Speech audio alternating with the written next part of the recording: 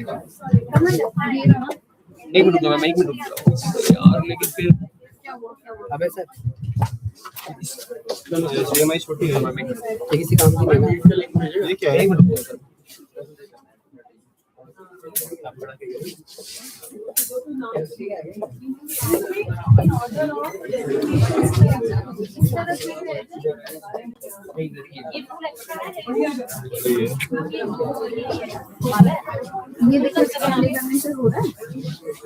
छोटी छोटी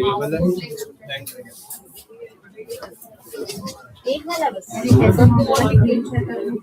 हाँ इसमें बेटा यहाँ पे क्या होगा? अभी देखो, जब आप बोलोगे ना, हाँ मैं भेज दूँगा आपको, ताकि ना वो मैं बाहर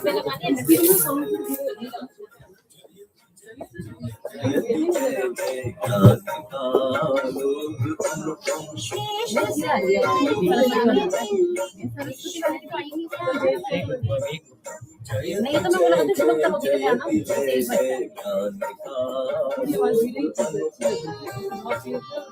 कभी इस तरह पर केवल लॉगिन ज्वाइन करो।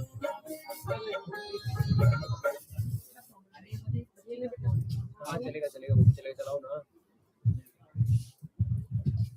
मैं ज्वाइन कर रहा हूँ एक बार, दोनों शेयर करके भी और सारा वॉल्यूम चेक करो। एक बार ज्वाइन तो मैं आपको लॉगिन भेज दिया भी नहीं। माइक को नीचे करना पड़ेगा ना। पार्टिसिपेंट हूँ मैं। नहीं आप 1500 रुपये फिर मैं ऑर्गेनाइजर भी ऑर्गेनाइजर भी है। हम भी हो जाते। रुक जाओ बेटा, माइक लगा देंगे स्पीकर।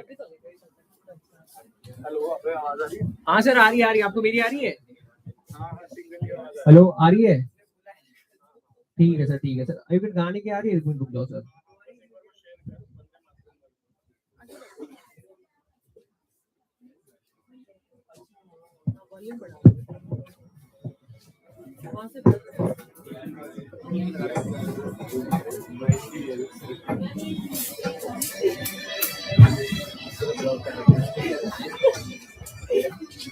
अरे हाँ भाई, ब्लॉक कर रहे हैं।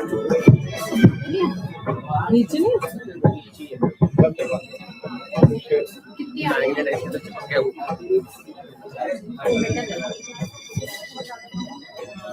थोड़ा बढ़ा दे बेटा। मैं फुल कर दिया वहां से फुल। हाँ वही कर देंगे। आए दो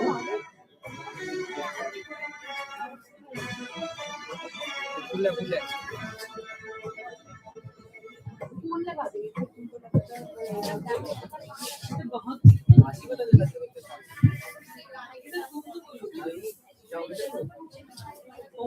यहीं करके बोल देना, नहीं यहीं से बोल देना। बेस्ट है कि तुम यही हो जाए। हम फोन से प्ले कर रहे हैं। फोन से बेस्ट है। मैं बैठ जाऊंगा, वो बैठ डालेगा। जैसे कि चाहोगे वैसे। हाँ हाँ, नहीं नहीं नहीं। अरे बेटा कोऑर्डिनेट। हाँ मैम आ जाओ। मेरी एंकरिंग के साथ इसे यहाँ पर कौन स्विच ऑन और ऑफ, मतलब प्रेजेंटेशन जो भी है। नहीं यहाँ पे चेयर रखी, इस पे भी नहीं आ सकता? नहीं चेयर आ जाएगा, या कोई एक जना यहाँ पे खड़ा हो तो चेयर बहुत नीचे हो जाएगी। आ तो जाएगा, आ जाएगा मैम, आ जाएगा। मुझे पता, मुझे नहीं समझ में आ रहा है या फिर इधर इधर की तरफ आ जाएगा। मैं भी स्टूल लेके आता हूँ, मैं स्टूल लेके आता हूँ, स्टूल। आपके साथ खड़ा रहेगा, हम प्रेजेंटेशन यहीं पे खड़े कर। हाँ एक जना इधर आ जाए। अच्छा मैं सांगवान से मैं ना वो देता हूँ आपको, पॉइंटर दे देता हूँ, पॉइंटर से कर देना, पॉइंटर दे दूँ, पॉइंटर से दूर से कर दूँगी, हो जाएगा। हाँ मैं लाता हूँ।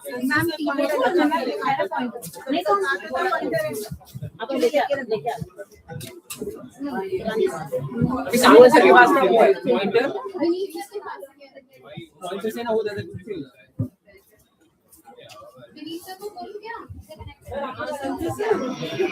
नहीं लेके आ रहा ना।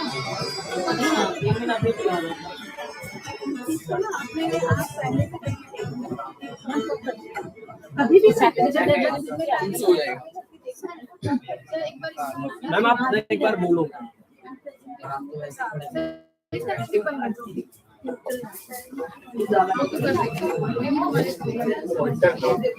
पॉइंटर लगेगा ना यहाँ इसे सिर्फ ऑन करना है यहाँ से। हाँ। एक मिनट, चलो ठीक है, मैं ऑन कर दूंगी। पर वैसे भी तो लगातार उसको करना ही है ना। यहाँ से इनके लिए तो मैं क्लिक कर लूँ पॉइंटर, और बाकी हर बार चेंज करना है वो पॉइंटर से। मैम वैसे एक बार ये कोडिंग स्टार्ट करके तो आधा तो बचेगा क्या मैम तो अभी करना है। नहीं वो इससे जुड़ा हुआ है।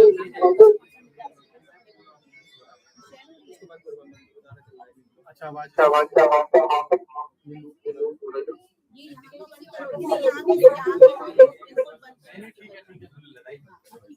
लेकिन सर मैम आपकी आवाज नहीं आएगी। नहीं, इसका इनपुट ये इससे कनेक्टेड है, ये तो अलग कोडियन का है।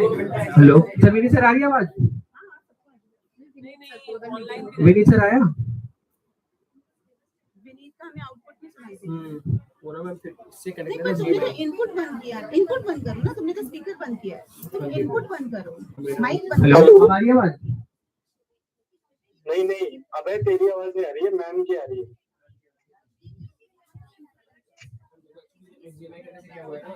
मैम वाला माइक ऑन है। अब आ रही है आवाज? अब आ रही है? हेलो ना आवाज नहीं आ रही। ये ऑन रहने दो और इसको बंद रहने दो। इसी से कनेक्ट है अभी इसका स्पीकर ही मैं इसका है गूगल मीट का स्पीकर है। तो ये दो आवाजें आएंगी। नहीं एक सिंगल ही आएगी। पर यहाँ पर लोगों को कैसे आएगी?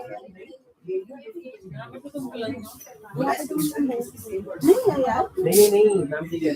मैंने तुमने अबे स्पीकर ऑफ है, स्पीकर।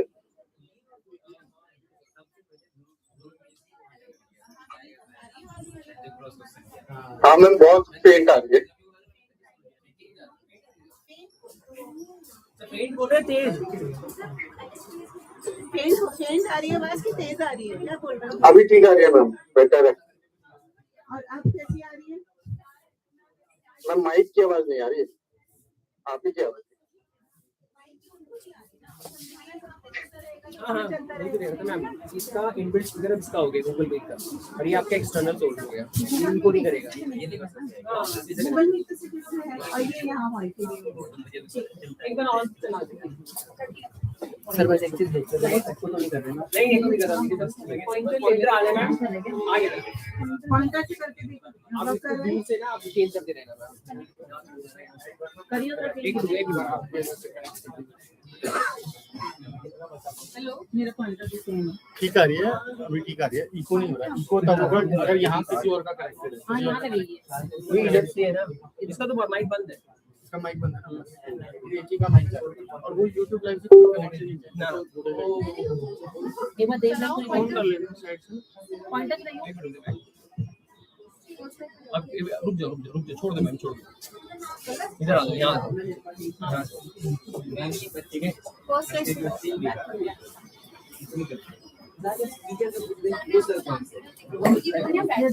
आराम से हो जाएगा।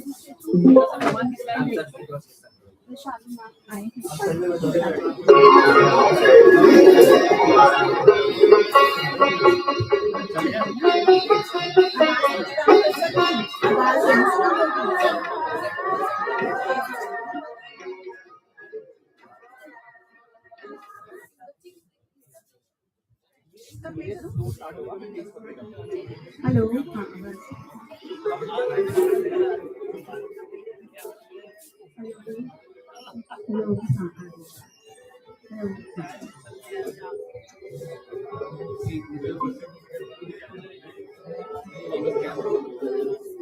बस रुकी आवाज।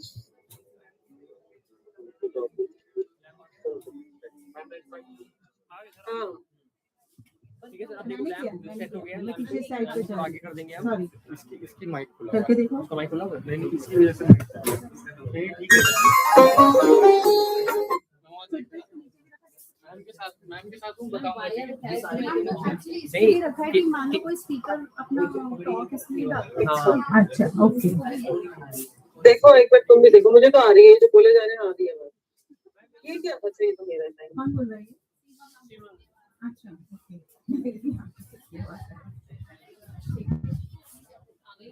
आ जा रही है। अच्छा मैं ना एक चीज और देख रही थी, कभी कभी रात को ध्यान आए ना तो मैंने बोला नहीं आगे कर डिटेक्टिंग डिस्कनेक्ट हो गया शायद। हमने कोई नहीं हिलाया, ये डिस्कनेक्ट हो गया। हमने नहीं हिलाया। दोबारा देखिए, निकाल के लगा के देखिए। ओके वो ले लो। सीमा मैम कह रही है कुछ आप बोलना, उधर तो चेक कर रहे हैं। हाँ सीमा आवाज आ रही है मेरी? ये वाली नहीं आ रही है, वो ये वाली है। हो गया। एक्चुअली इसलिए बंद हुआ है क्योंकि तुम्हारी ये स्लाइड शो बंद हो गई है। नहीं मैम, हाँ जब तक चलेगा नहीं बेटा आवाज कैसे आएगी ना। एक मिनट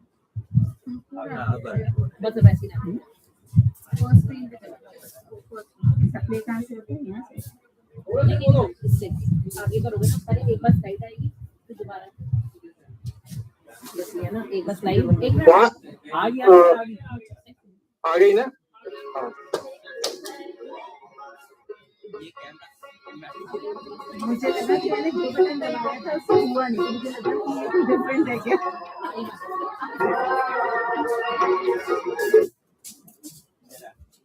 ये कैमरे के साथ ये देखा सीमा चेक कर रही थी, आवाज ऑन करो। पता नहीं मुझे बोला था अभी कि वो चेक करेगी आवाज। ये दोनों फैन बंद कर दूं क्या बाद में? ये दोनों से आवाज आ रही है? हम चेक करके आए बस यहाँ का स्पीकर ऑफ नहीं यहाँ से स्पीकर ऑफ हुआ था, प्रेजेंटेशन बंद हुई तो बंद हो गई ना आवाज आनी, वहाँ प्रेजेंटेशन बंद हो गई थी। तो अभी दोबारा चेक करूँगा। नहीं आ रही मैम, आ रही मैम की आवाज आ रही है। ये दोबारा चेक कर लेते हैं। वो एक्चुअली हमने ध्यान नहीं दिया, वो स्लाइड शो खत्म बंद हो गई थी ना। कोई बात नहीं, दोबारा चेक कर लेते हैं। हमने दोबारा एक बार ना ये शेयर करके गाना भी चलाएगा। मैं वो भी कर एक बार कर ले, मैं दूर जा रही हूँ। ठीक वो उसके पास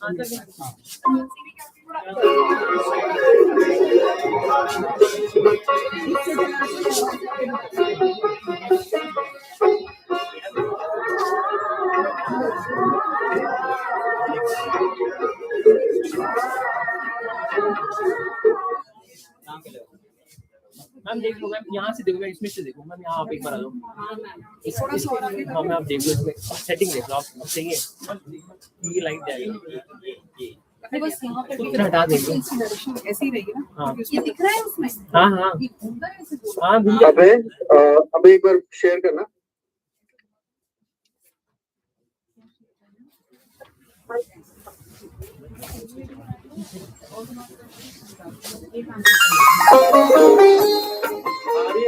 ठीक है।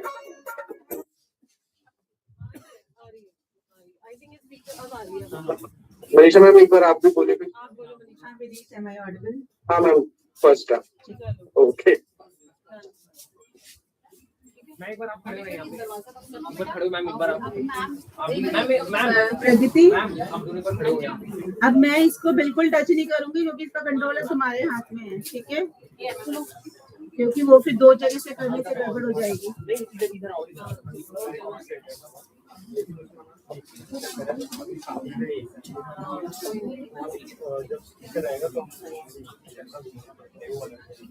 हम सही आप ना एक ही प्लेट एक ही ट्रे में वो आ जाएगा ना।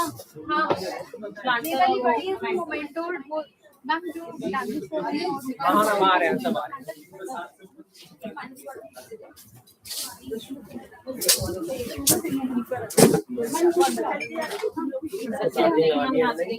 कैमरे का भी चार्जिंग लगा हुआ है, ठीक है? इसका स्पीकर है ना, इसके लिए स्पीकर इसको जरूरत नहीं है, इसका माइक ऑन है यहाँ से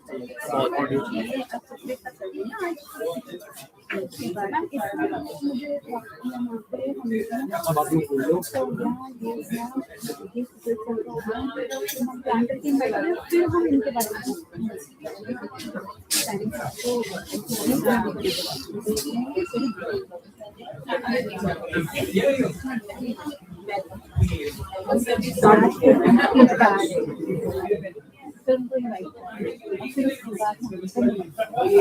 नहीं मैम पहले जब उनको हमने इनवाइट किया तो हम उनको मैम मैंने उसकी पैसे लिखे थे कि हमें वो यहाँ आप उनको सबसे पहले वेलकम करोगे ना किसी को, वेलकम करने के बाद ही आप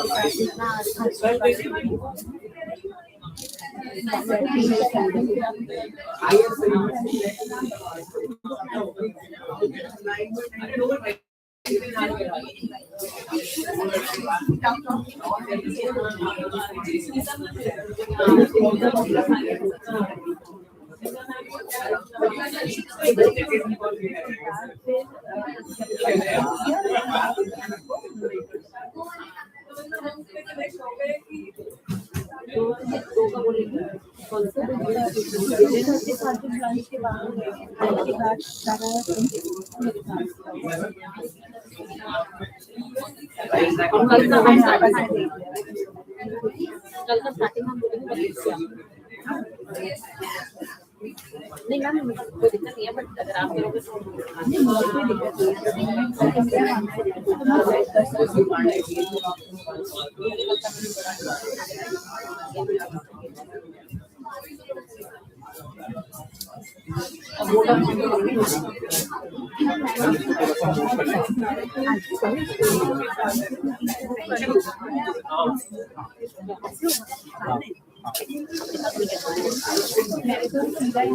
ये वाला स्पीकर कोने में नहीं हो सकता ये स्पीकर मैडम को जगह मिल जाएगी थोड़ी नहीं मेरे लिए तो जगह काफी है पर सामने से वो और तो नहीं लग रहा। ये बोर्ड की तो जरूरत ही नहीं है, हटा देते अलग और बोर्ड की जरूरत ही नहीं है, निकाल ही दो, बता दे मेरे को। मैम अभी ना जरूरत पड़ सकती कभी इसलिए रखा हूं।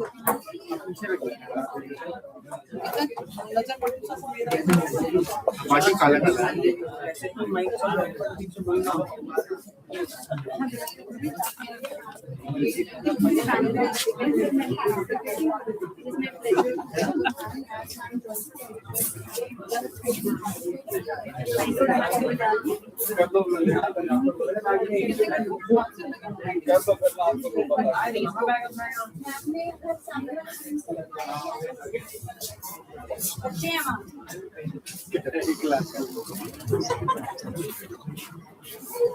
गीतू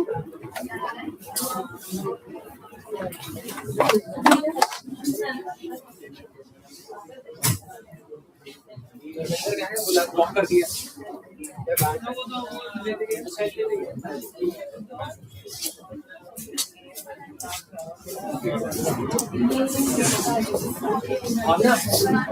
प्रेजेंटेशन अपने पास ही रखना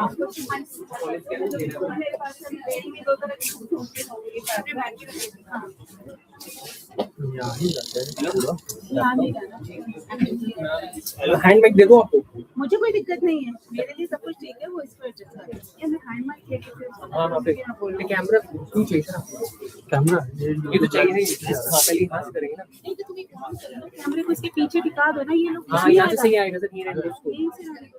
ये लैपटॉप खुला हुआ इतना कर दिया ना लैपटॉप है ना, मुझे जरूरत नहीं है लैपटॉप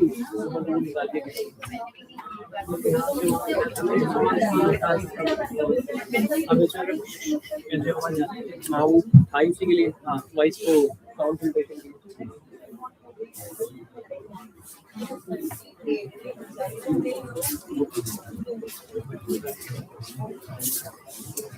काली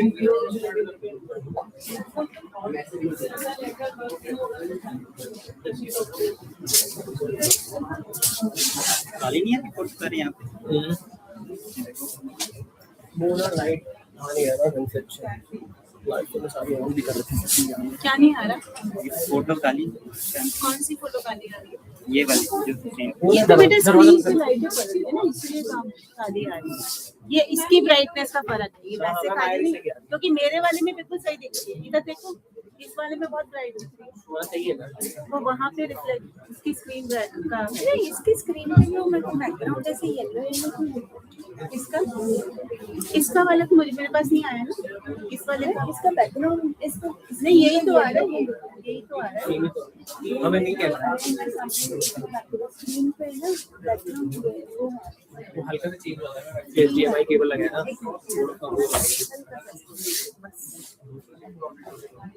नहीं आता पे जा रहा है ठीक है आ जाएगा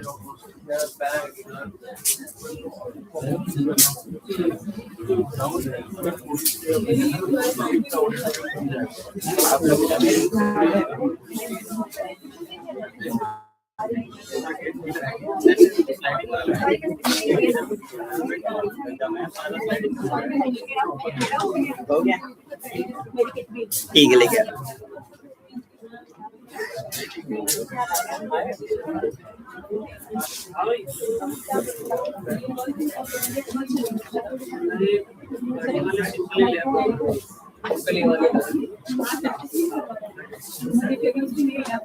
इसका क्या देखा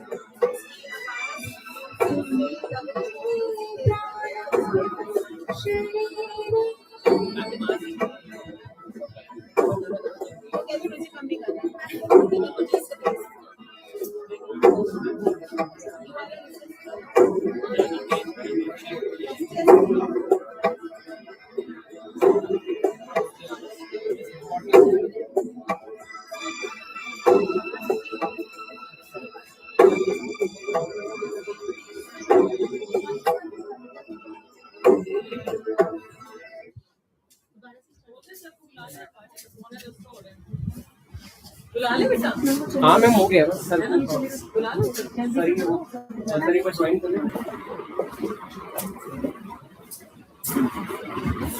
Distinguished guest of honor, Professor Ruplal, patron and chairperson of the governing body ENDC, Professor H.K. Dangi, Dr. Sukrit Kumar,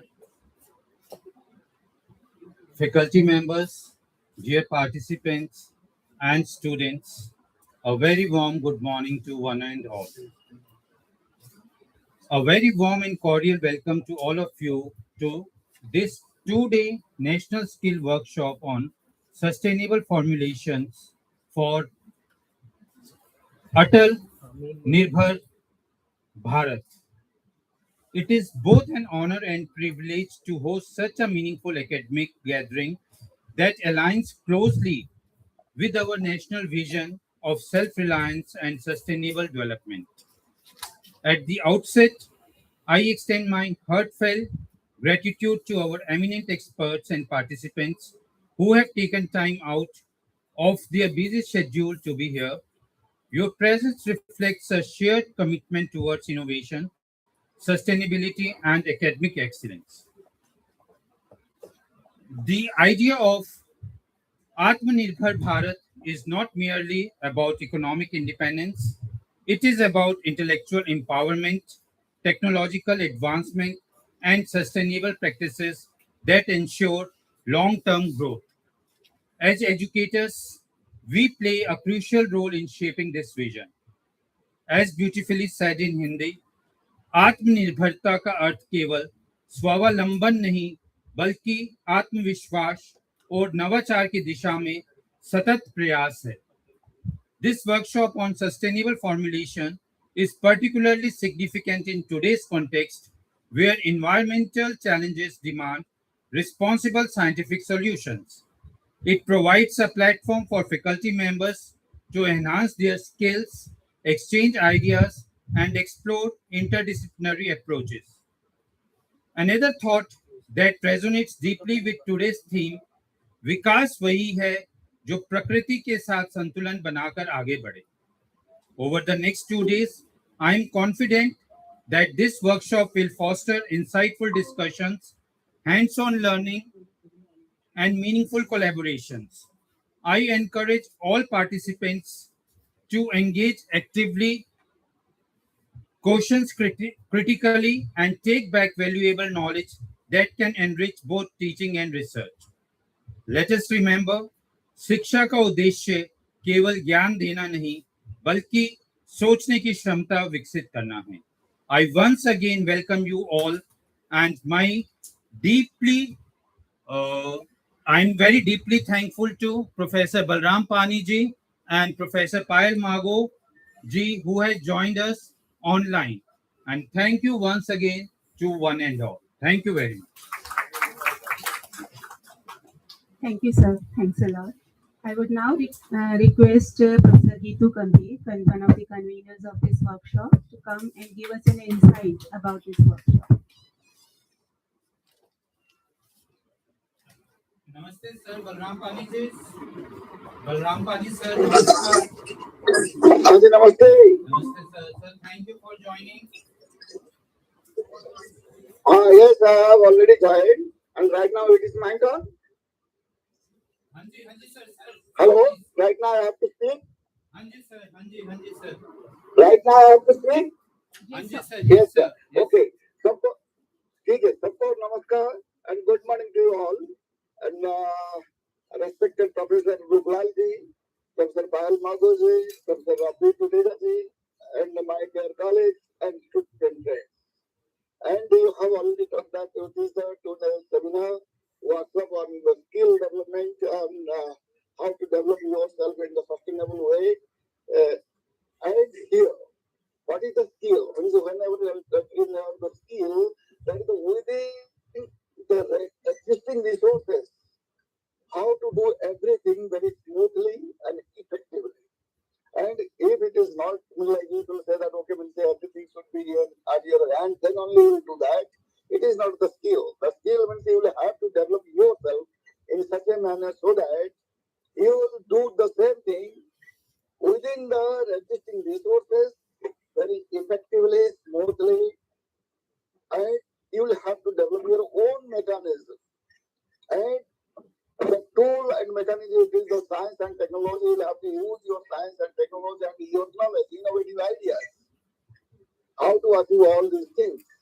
And right now, whenever you will talk about the sustainability, it means that you will have to do everything and you will have to get the success without harming anybody, with not harming the environment, not harming any economy or the socio-economic structure or the geopolitical structure. Everything will be in the right direction, but without harming anything, you will have to develop yourself. So that is the skill and sustainability. I mean, if you say that, okay, whatever the tip for the sustainability, that you will, after 3 decades, also you will have the same thing. No, you will have to improve yourself. You will have to increase and develop yourself within the existing resources. That is the skill. And this type of workshop will be very much helpful. And Professor Ruklal is also there many times. Your college will say, particularly, is very kind enough to your college, and every time he is training. And such type of a professor should give you some tips. And all resource persons you have already called, and they are also very brilliant in their respective fields. Then definitely the students, research scholars, and the faculty members all will be benefited. And you have called me. I'm very much thankful to you. Again, I say namaskar. Thank you. Thank you so much, sir. Thank you. Thank you so much, sir. Despite your such a heavy schedule and busy commitments, we thank you that you were able to join with us virtually also. Thank you, sir, once again.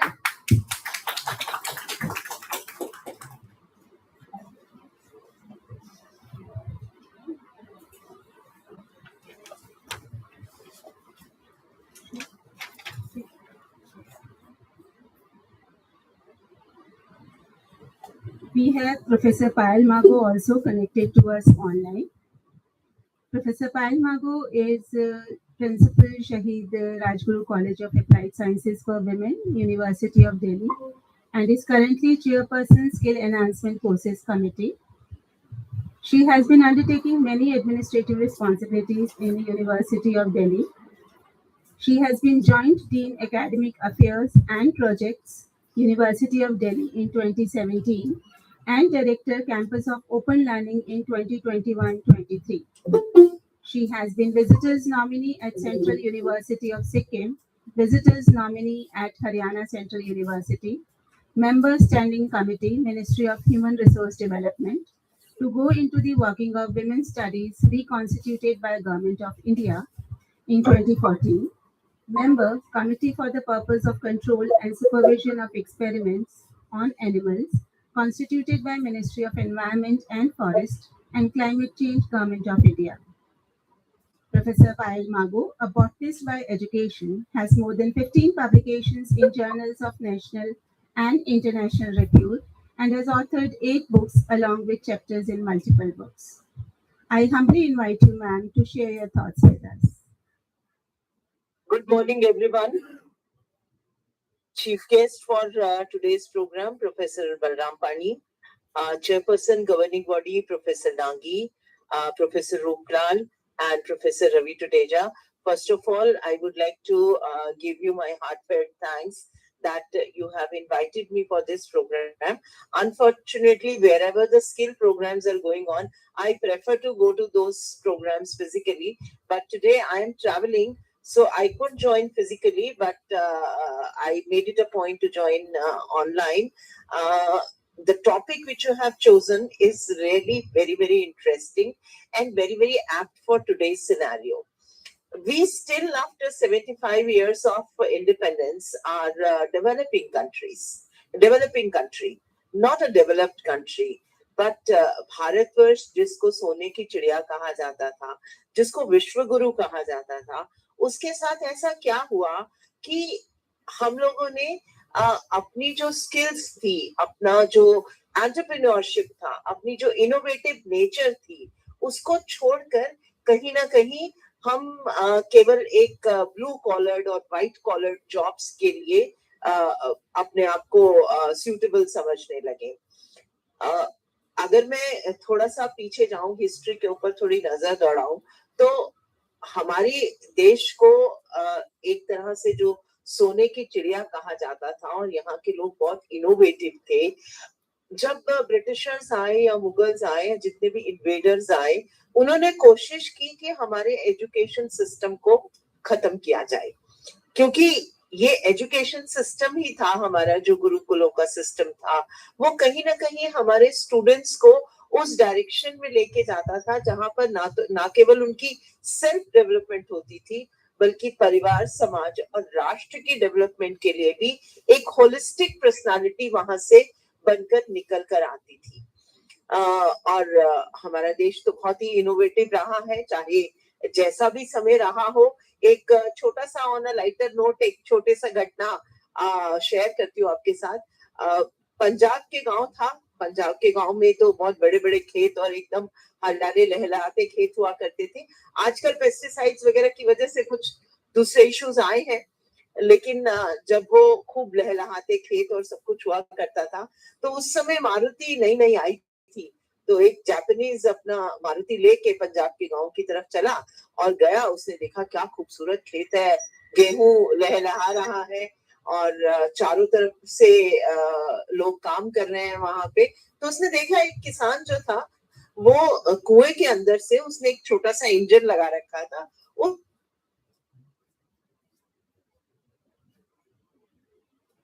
निकाला और खेतों में देना शुरू कर दिया।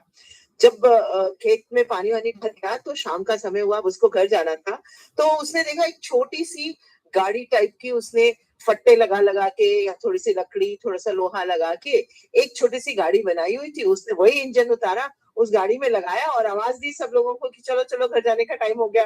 तो सब लोग आकर उस गाड़ी में बैठ गए। अब बड़ा परेशान वो जापानीज था, उस गया उसके पास, उसने कहा कि भाई देखो, मैं तो जापान से आया हूँ और देखो हमने कितनी सुंदर ये गाड़ी बनाई है, ये मेरी मारुति है, पर मैंने देखा कि तुमने इसी इंजन से पानी भी निकाला और इसी इंजन को लगा के तुम अपनी छोटी सी गाड़ी बना के उसमें चलने की तैयारी कर दी, तो तुम्हारी इस गाड़ी का नाम क्या है? तो वो बेचारा बड़ा देर तक सोचता रहा, उसका तो जुगाड़ था, उसने जुगाड़ बना रखा था। तो उसने कहा कि भाई तेरी मारुति ते मेरा मारुता। तो इस तरह जो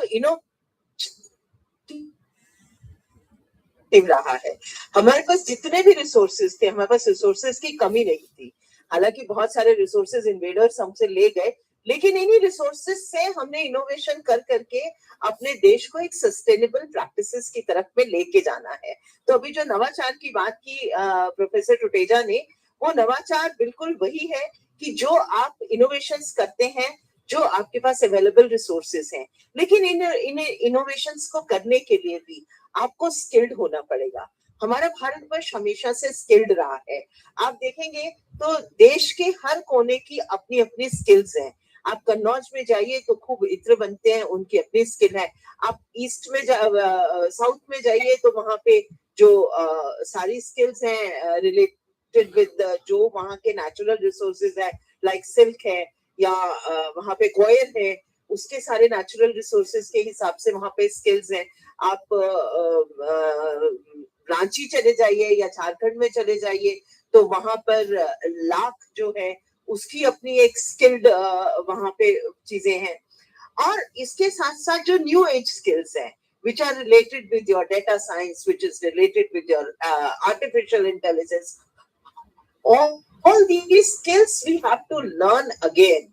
ये जो न्यू एज स्किल्स है plus our old age skills, which are our local skills, this we have to learn and make our country independent, make our country sustainable, and make our country with a insight of entrepreneurial nature.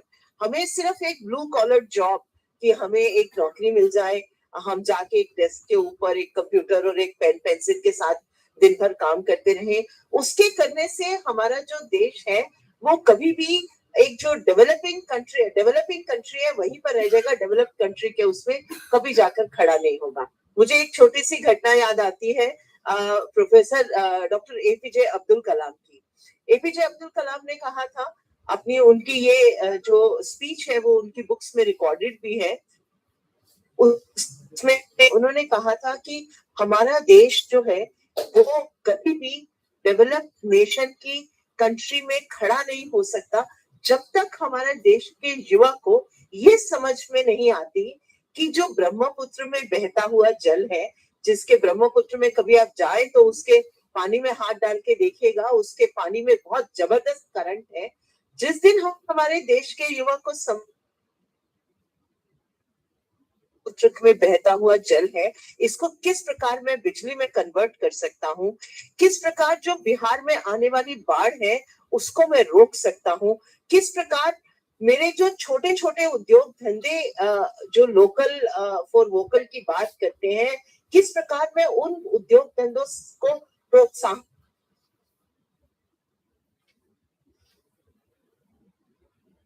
Job लेने वाला नहीं बल्कि वाला बन सकता हूँ।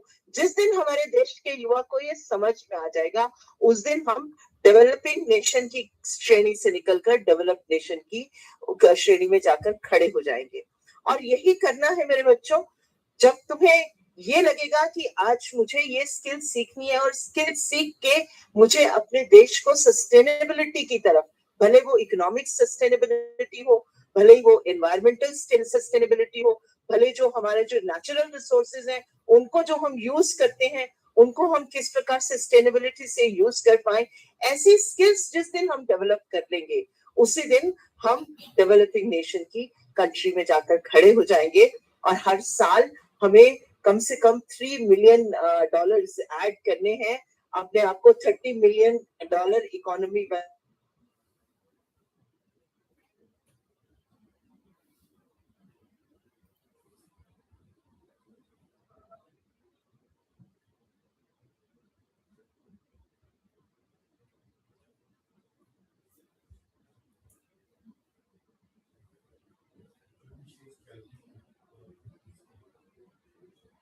देश का युवा है वो इतना in this you will definitely send a with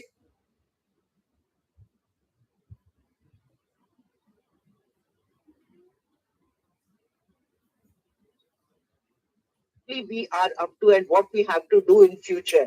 So my heartiest congratulations and my best wishes for this. Thank you, ma'am.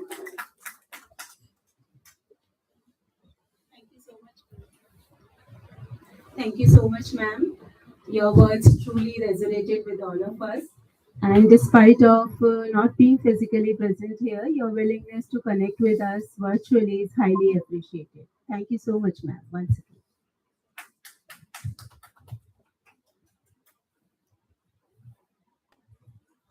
She stayed online.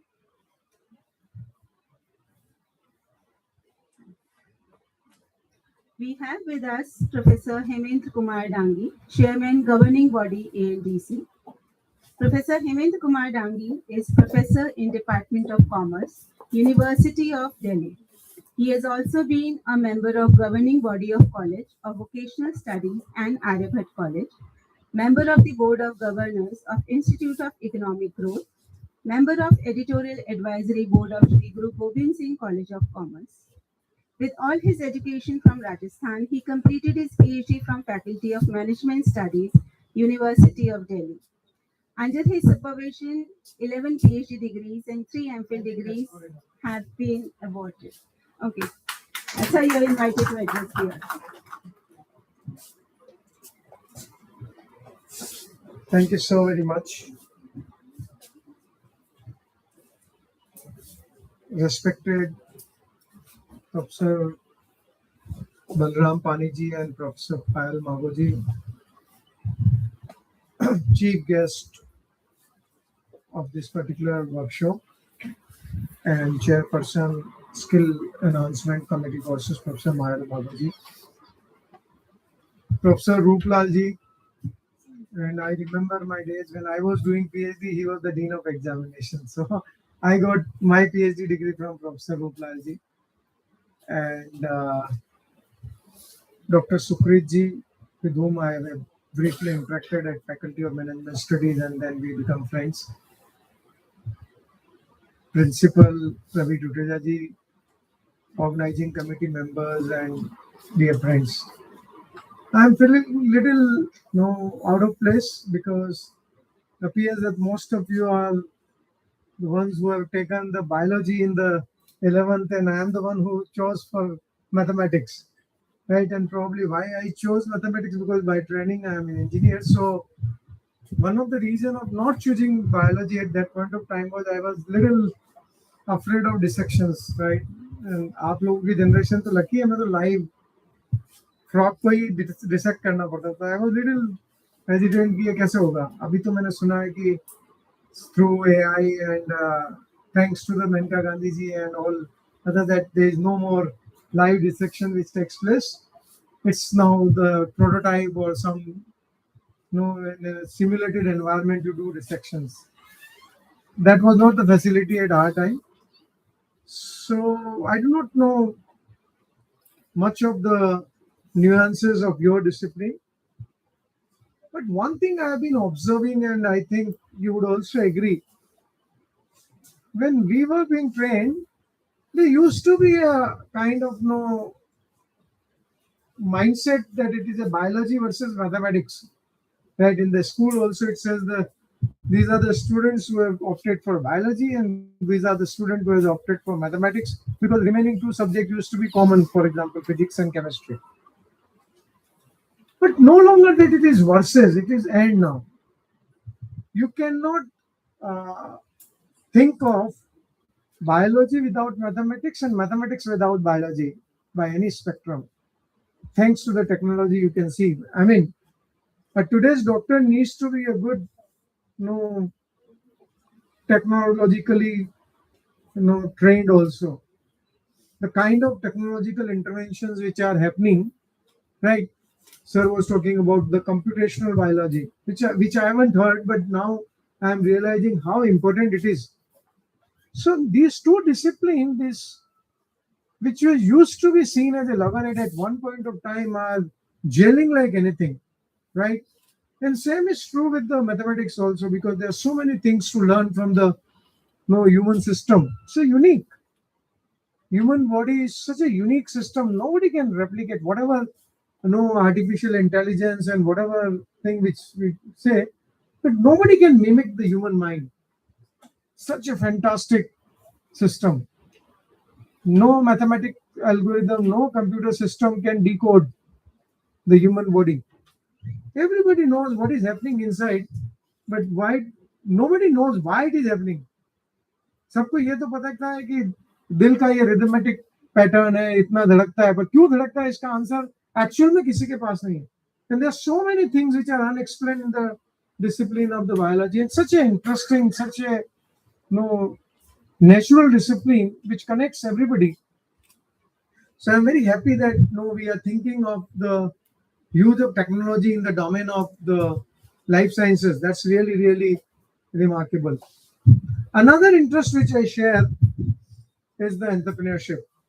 Incidentally, in Delhi University, we have a Udyamodaya Foundation, and I'm lucky that I got an opportunity to start my own venture, Doctor Research, under the Udyamodaya Foundation. I would encourage my faculty members. I'm being told at the ANDC, we have a very vibrant startup cell. Like in DU, we have a Udyamodaya Foundation. So similarly, in the ANDC is one such vibrant college wherein there are a lot of activities are taking place in the startup cell. So this is one area which is really, really very, very fascinating, and this is something which is likely to generate traction in the future. Because as Mehmet rightly said, no longer we can rely only on job seeker. We have to be job provider also. And that way, this is one domain wherein we can produce good entrepreneurs from this particular ecosystem. Another thing I'm little not sure without this mad dress about the sustainability. I don't know, being a country which has always been sustainable according to my own perception. Because हम लोगों को तो शुरू से ये सिखाया जाता था कि नदी सेक्रेड होती है, पेड़ की हम पूजा करते हैं, रिसोर्सेस को जेनिज्म में तो हम लोग वैसे ही बात करते हैं कि इतनी बकेट पानी से ही नहाना है, इतना ही चीज रिसोर्सेज यूज करना है. So we, as a country, we have never been resource surplus, and we have destroyed the resources by design, by training, by culture. We have been grown up in a system where we are supposed to be sustainable. मुझे लगता है कि ये जो term sustainability है, ये इसको ज्यादा ग्लैमराइज करा है वेस्टर्न वर्ल्ड ने, especially countries like UK, which has nothing much to do these days. So they are talking more about sustainability. हमारे कंटेक्स्ट में तो मुझे लगता है कि हम ऑलरेडी सस्टेनेबिलिटी प्रैक्टिस करते हैं. हाँ, वो बात अलग है, हम उसको ग्लोरीफाई नहीं करते हैं. वो बात अलग है कि हम उस पर प्रीच नहीं करते हैं, हम उसको प्रैक्टिस करते हैं. तो आई थिंक ये 2 दिन के वर्कशॉप में आप लोगों को थोड़ा सा ऐसा डेलिब्रेट करना चाहिए. मुझे ऐसा लगता है कि एन आउटसाइडर कि जो हमारे सस्टेनेबिलिटी प्रैक्टिसेस हैं उसको हम क्यों नहीं मार्केट कर पाए, उसको क्यों नहीं हम प्रैक्टिस कर पाए, कि जिसके लिए हमें वेस्टर्न कंसेप्ट ऑफ फिलोसफी को, सस्टेनेबिलिटी को इतना एम्ब्रेस करना पड़ रहा है. और हमारा जो इनहेरेंट सस्टेनेबिलिटी का पैटर्न था, what went wrong there, and if nothing was wrong there, then why we could not project that it is our idea, it is our practice. I am sure कि जो आपके speakers हैं वो इस पर थोड़ा डेलिब्रेट करेंगे. और जो स्किल्स की बात हो रही है, आई एम श्योर कि बहुत अच्छा डेवलपमेंट, बहुत अच्छा डेलिब्रेशन इससे निकल के आएगा. And we are in the august presence of good 2 speakers who are there. I was informally talking to professor Ruplal, और जो मुझे एक बड़ा कॉमन इंटरेस्ट पता चला गट माइक्रोबायोम के बारे में. I was very fascinated and I am very happy कि रवि जी ने उनको पहले से ही रॉपिंग कर रखा है. बहुत टाइम से आप एनडीसी के साथ जुड़े हुए हैं. Very happy. एंड डॉक्टर सुकृत भी है हमारे साथ, जो कि बाय ट्रेनिंग डॉक्टर हैं, और उन्होंने रिस्क लिया, because doctor generally conservative approach follow करते हैं, बट जो एक सिक्योर प्रोफाइल को छोड़ के एंटरप्रेन्योरशिप के फील्ड में आए, जहाँ पे हर कुछ अनसर्टेन होता है, तो उसमें आए. तो ये बहुत अच्छा रोल मॉडल है हमारे लिए. And I must compliment professor Ravi Tuteja ji की, इन्होंने रॉपिंग किया. और I am sure resource person भी इसी स्ट्रेचर के रॉपिंग करे होंगे, जिससे कि कुछ मीनिंगफुल डेलिब्रेशंस और कंट्रीब्यूशन यहाँ पर हो. I also congratulate ANDC family for this renovated hall, because last time जब लोग हम देख रहे थे तो this was under construction. So congratulation sir, and it appears to be very nicely designed room, और एकदम कॉर्पोरेट वाला फील आ रहा है sir. many congratulations, and I'm sure कि आपका जो adjoining room है वो भी इसी तरह से निकल के आएगा. So many congratulations, and wish you many more such event, and best wishes for that. Thank you so very much.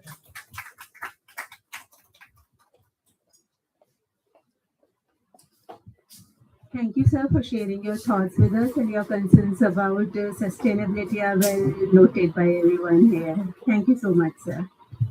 We feel highly privileged to have our guest of honor, Professor Ruplal, with us. Professor Ruplal is an INSA senior scientist at University of Delhi and a fellow of multiple prestigious academies, including INSA, FARM, FNASC, FNAES, and FAMSC. He has over 45 years of experience in microbial diversity, genomics, and metagenomics, with more than 250 publications and over 13,000 citations. He has held several leadership positions, including Head of the Department of Zoology, Dean of the Faculty of Science, and Dean of Examinations at the University of Delhi. Professor Lal has been an ASM Ambassador for India and is currently the ISME and FEMS Ambassador to India, as well as Ambassador for the International Microbial Literacy Initiative. His research focuses on environmental microbiology and bioremediation, particularly HCH degradation. He is widely recognized for his contributions to microbial literacy. Sir, you are invited to address. Thank you.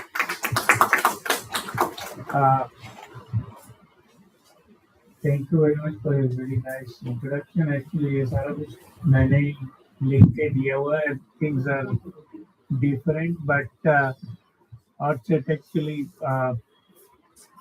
Professor Balram Pani, Professor Payal Mambo, Professor Dangi, Shukrit ji, and Ravi, and Seema, Geetu, and all faculty members. Thank you very much for a very kind invitation to be a part of this very unique, actually, aspect or workshop on sustainable formulations. Uh, I have been associated with this college now for the past more than 5 years and have seen every time when I visit and come to this college, I find something new happening. As Professor Dangi mentioned, actually, this room actually, it was the idea last time when I came here. And now you can see actually a very good auditorium and a very good room that has come up actually. मुझे भी corporate का feeling आ रहा है actually थोड़ा when I'm standing here in this particular room.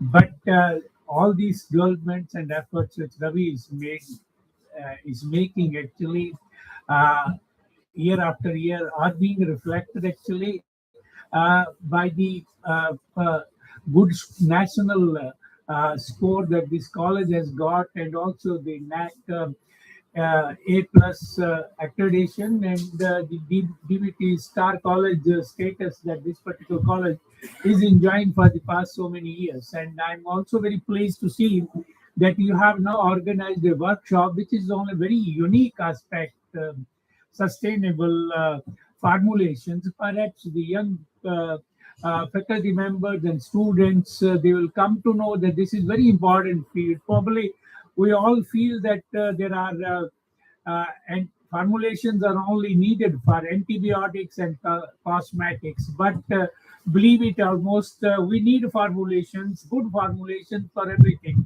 When I was discussing with Professor Dangi actually about the gut microbiome, and believe it, in another 5 years' time, you'll find a lot more innovative ideas and many healthcare medicines coming out of microbiome. So, and also when you mentioned that microbiology, in fact, mathematicians and those who are doing physics and chemistry, they are away from microbiology. It's not so. If you really look into the innovations in microbiology or in biological sciences, the Nobel Prize which has gone, actually they have gone to those who were out of biological sciences. हम तो बहुत ही निर्भर करते हैं कि हमें math आना चाहिए तो हम अच्छी बायोलॉजी कर सकते, बट हमने बायोलॉजी इस वजह से ली because we were not good. Now computer has almost penetrated all aspects of biological sciences and AI. So even probably you will be discussing actually the role of computational aspects and also AI in making and designing good formulations. And India, perhaps you all know actually, that makes 80% of the antibiotics world over. Probably not, people do not know, and 60% of the vaccines are produced in India.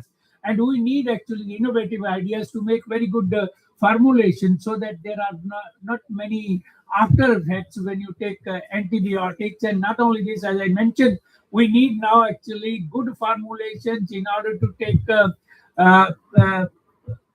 probiotics, actually large number of microorganisms which can live in my gut actually and make my gut microbiome very healthy. So this is a very innovative and good idea which has now which will be debated and probably will be good idea for many of the young people actually who will be participating in this particular workshop to venture into this particular aspect later, which is a very important aspect because, as mentioned by my colleagues, India is already young, actually have more than 65% of the total population below the age of 35. So we all need to be very innovative and get into ये जो सरकारी नौकरी है, मैं अब realise करता हूँ मैं इस वक्त पैदा होता डॉक्टर साहब जब इतनी हलचल है हमारे टाइम में कुछ बदलता ही नहीं था. And now we are talking about providing actually sustainable formulations which are not only will help the growth of Indian economy but also will be environmental friendly. So I once again congratulate Professor Ravi and also his team actually bringing out a very new aspect which is very important and to venture into this in order to start looking newer formulations for a number of things which I have mentioned. So thank you very much for the invitation, and I wish this workshop to be a very successful, innovative workshop as you have been conducting many other workshops and training young students of this particular college. Thank you very much.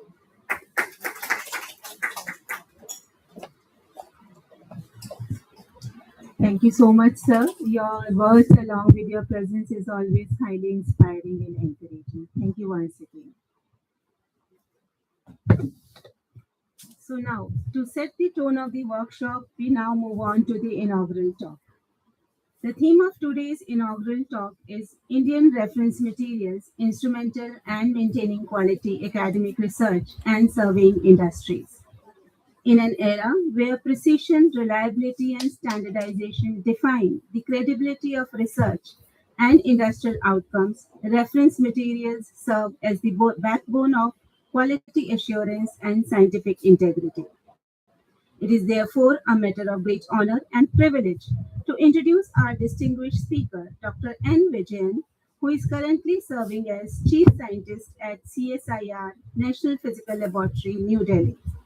I'll invite Principal Sir to please welcome Dr. Vijayan with a planter.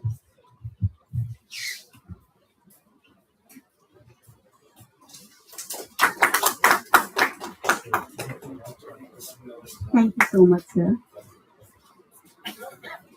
Dr. Vijayan is actively involved in the development of Bharatiya Nirdeshak Dravya (BND), that is Indian Certified Reference Materials, aimed at ensuring quality assurance and reliability in day-to-day research and industrial measurements.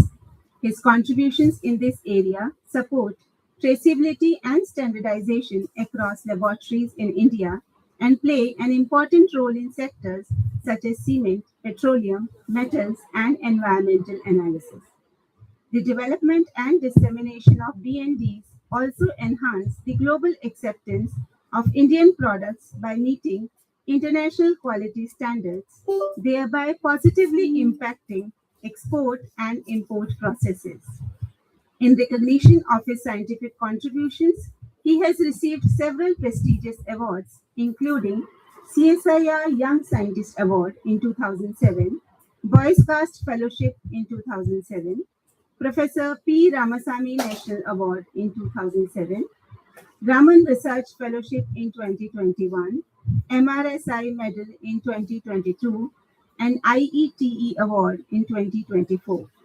We are truly privileged to have such an eminent personality with us today to inaugurate this academic gathering and share valuable insights on this important subject. We great respect invite Dr. Vijayan to deliver his inaugural talk.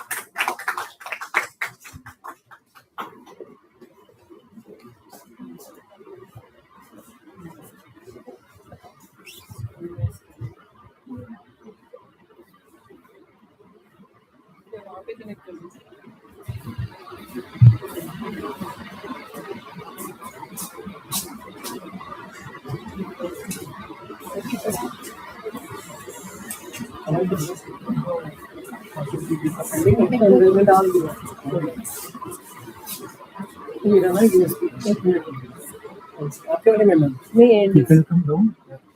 Acharya name. Acharya College. Yeah, down. Last one. Acharya. Yeah, correct.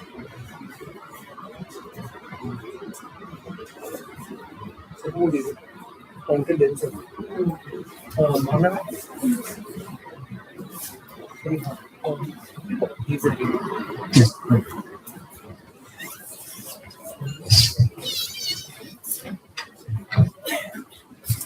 Good morning to everyone.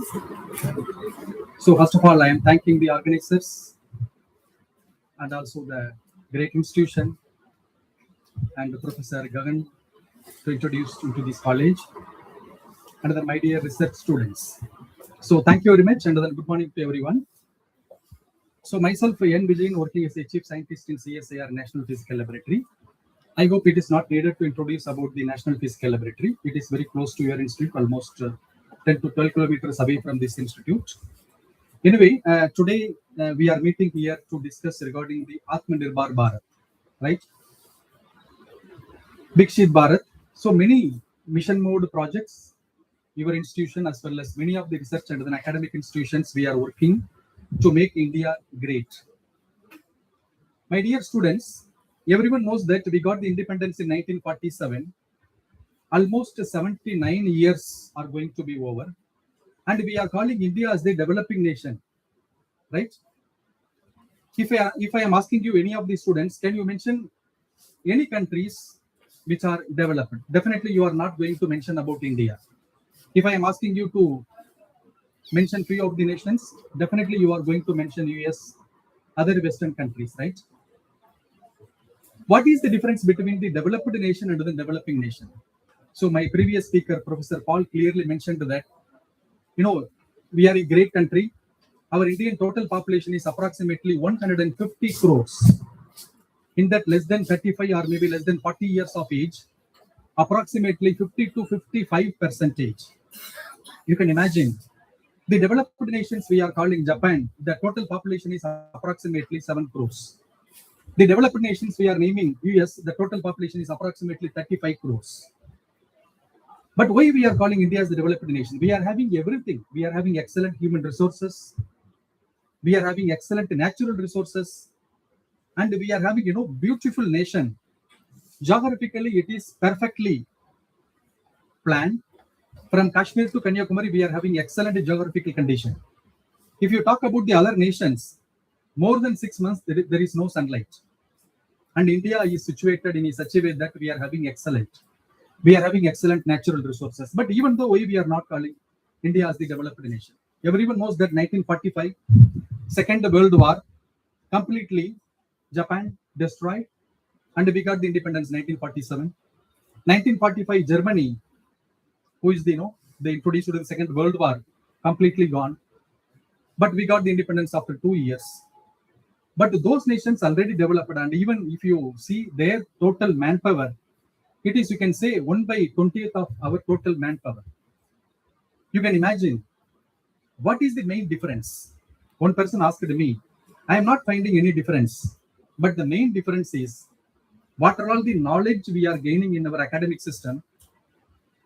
We are putting all the knowledge in the binded notebook, and that binded notebook we are displaying in the library. And what is the other nations they are doing? What are all the knowledge they have gained in the academic system?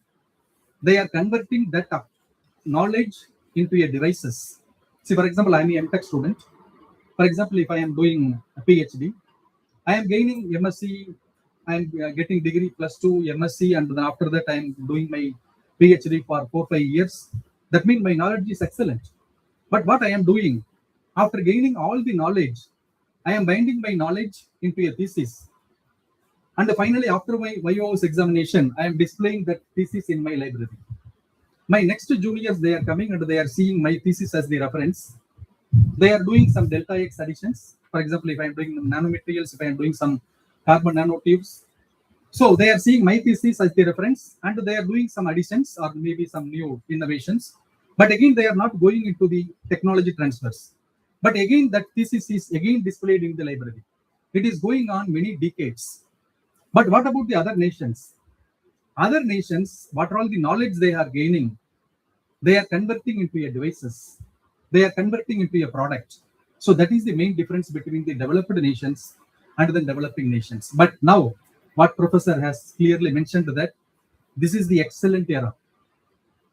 Lot of transformations from the past 10 to 20 years, past 1 or 2 decades, if you see, excellent transformation in the area of technology, in the area of new industries, new innovations. But where is our skill? The skill is the great question mark. You can imagine 150 crores of Indians, approximately 60 to 70 crores less than 40 years of age. 60 to 70 crores, if we are transforming into a developed status, that means we are asking all the youngsters to work towards or to gain the skill and then to develop the new innovations, new technology. Now you can imagine. Definitely it is not necessary to wait to 2047. Government of India, they have given mission that Vikshit Bharat, developed India, at least in 100 years. But I am saying that if we are doing like this, then it is not necessary to wait for 100 years. Definitely within a decade, we can able to become developed nation. And another only very interesting information, I hope in the month of February, everyone celebrated the National Science Day, right? 28th February, we are celebrating the National Science Day. Everyone knows. Sir C.V. Raman, he got the Nobel Prize. He discovered the Raman effect in India 1928. 1930, he got the Nobel Prize after 2 years. We are all very proud. And also, I am very proud that the first founding director of National Physical Laboratory was the student of Sir C.V. Raman, Dr. K.S. Krishnan. That's what the location of National Physical Laboratory, we used to call as that Dr. K.S. Krishnan Mark. So we are all very proud. Raman is an Indian. He discovered the Raman effect in India. He designed the equipment in India. You know the total cost of the equipment, still it is available in IACS Kolkata, Indian Association of Cultivation of Science Kolkata. The basic cost of the equipment is less than 500 rupees. 20th February, everyone we are celebrating National Science Day. We are all very proud. But you know, lot of interesting information. One sad information is Raman is an Indian. He discovered the Raman effect in India. But you know the scenario now. Raman spectrometer we are purchasing from Germany. Raman spectrometer we are purchasing from Japan. So this status, this scenario we have to change. All the youngsters, we have to come together and then we have to make our nation great. So with this, I am starting. I am from the National Physical Laboratory. National Physical Laboratory, everyone knows, particularly the MSc students. CSIR, it is coming under Ministry of Science and Technology. And particularly, we are having almost 37 laboratories all over India. And in New Delhi, we are having almost 3 to 4 laboratories. Each and every state, we are having 1 or 2 laboratories. And the National Physical Laboratory was established before our independence. We got the independence 15th August.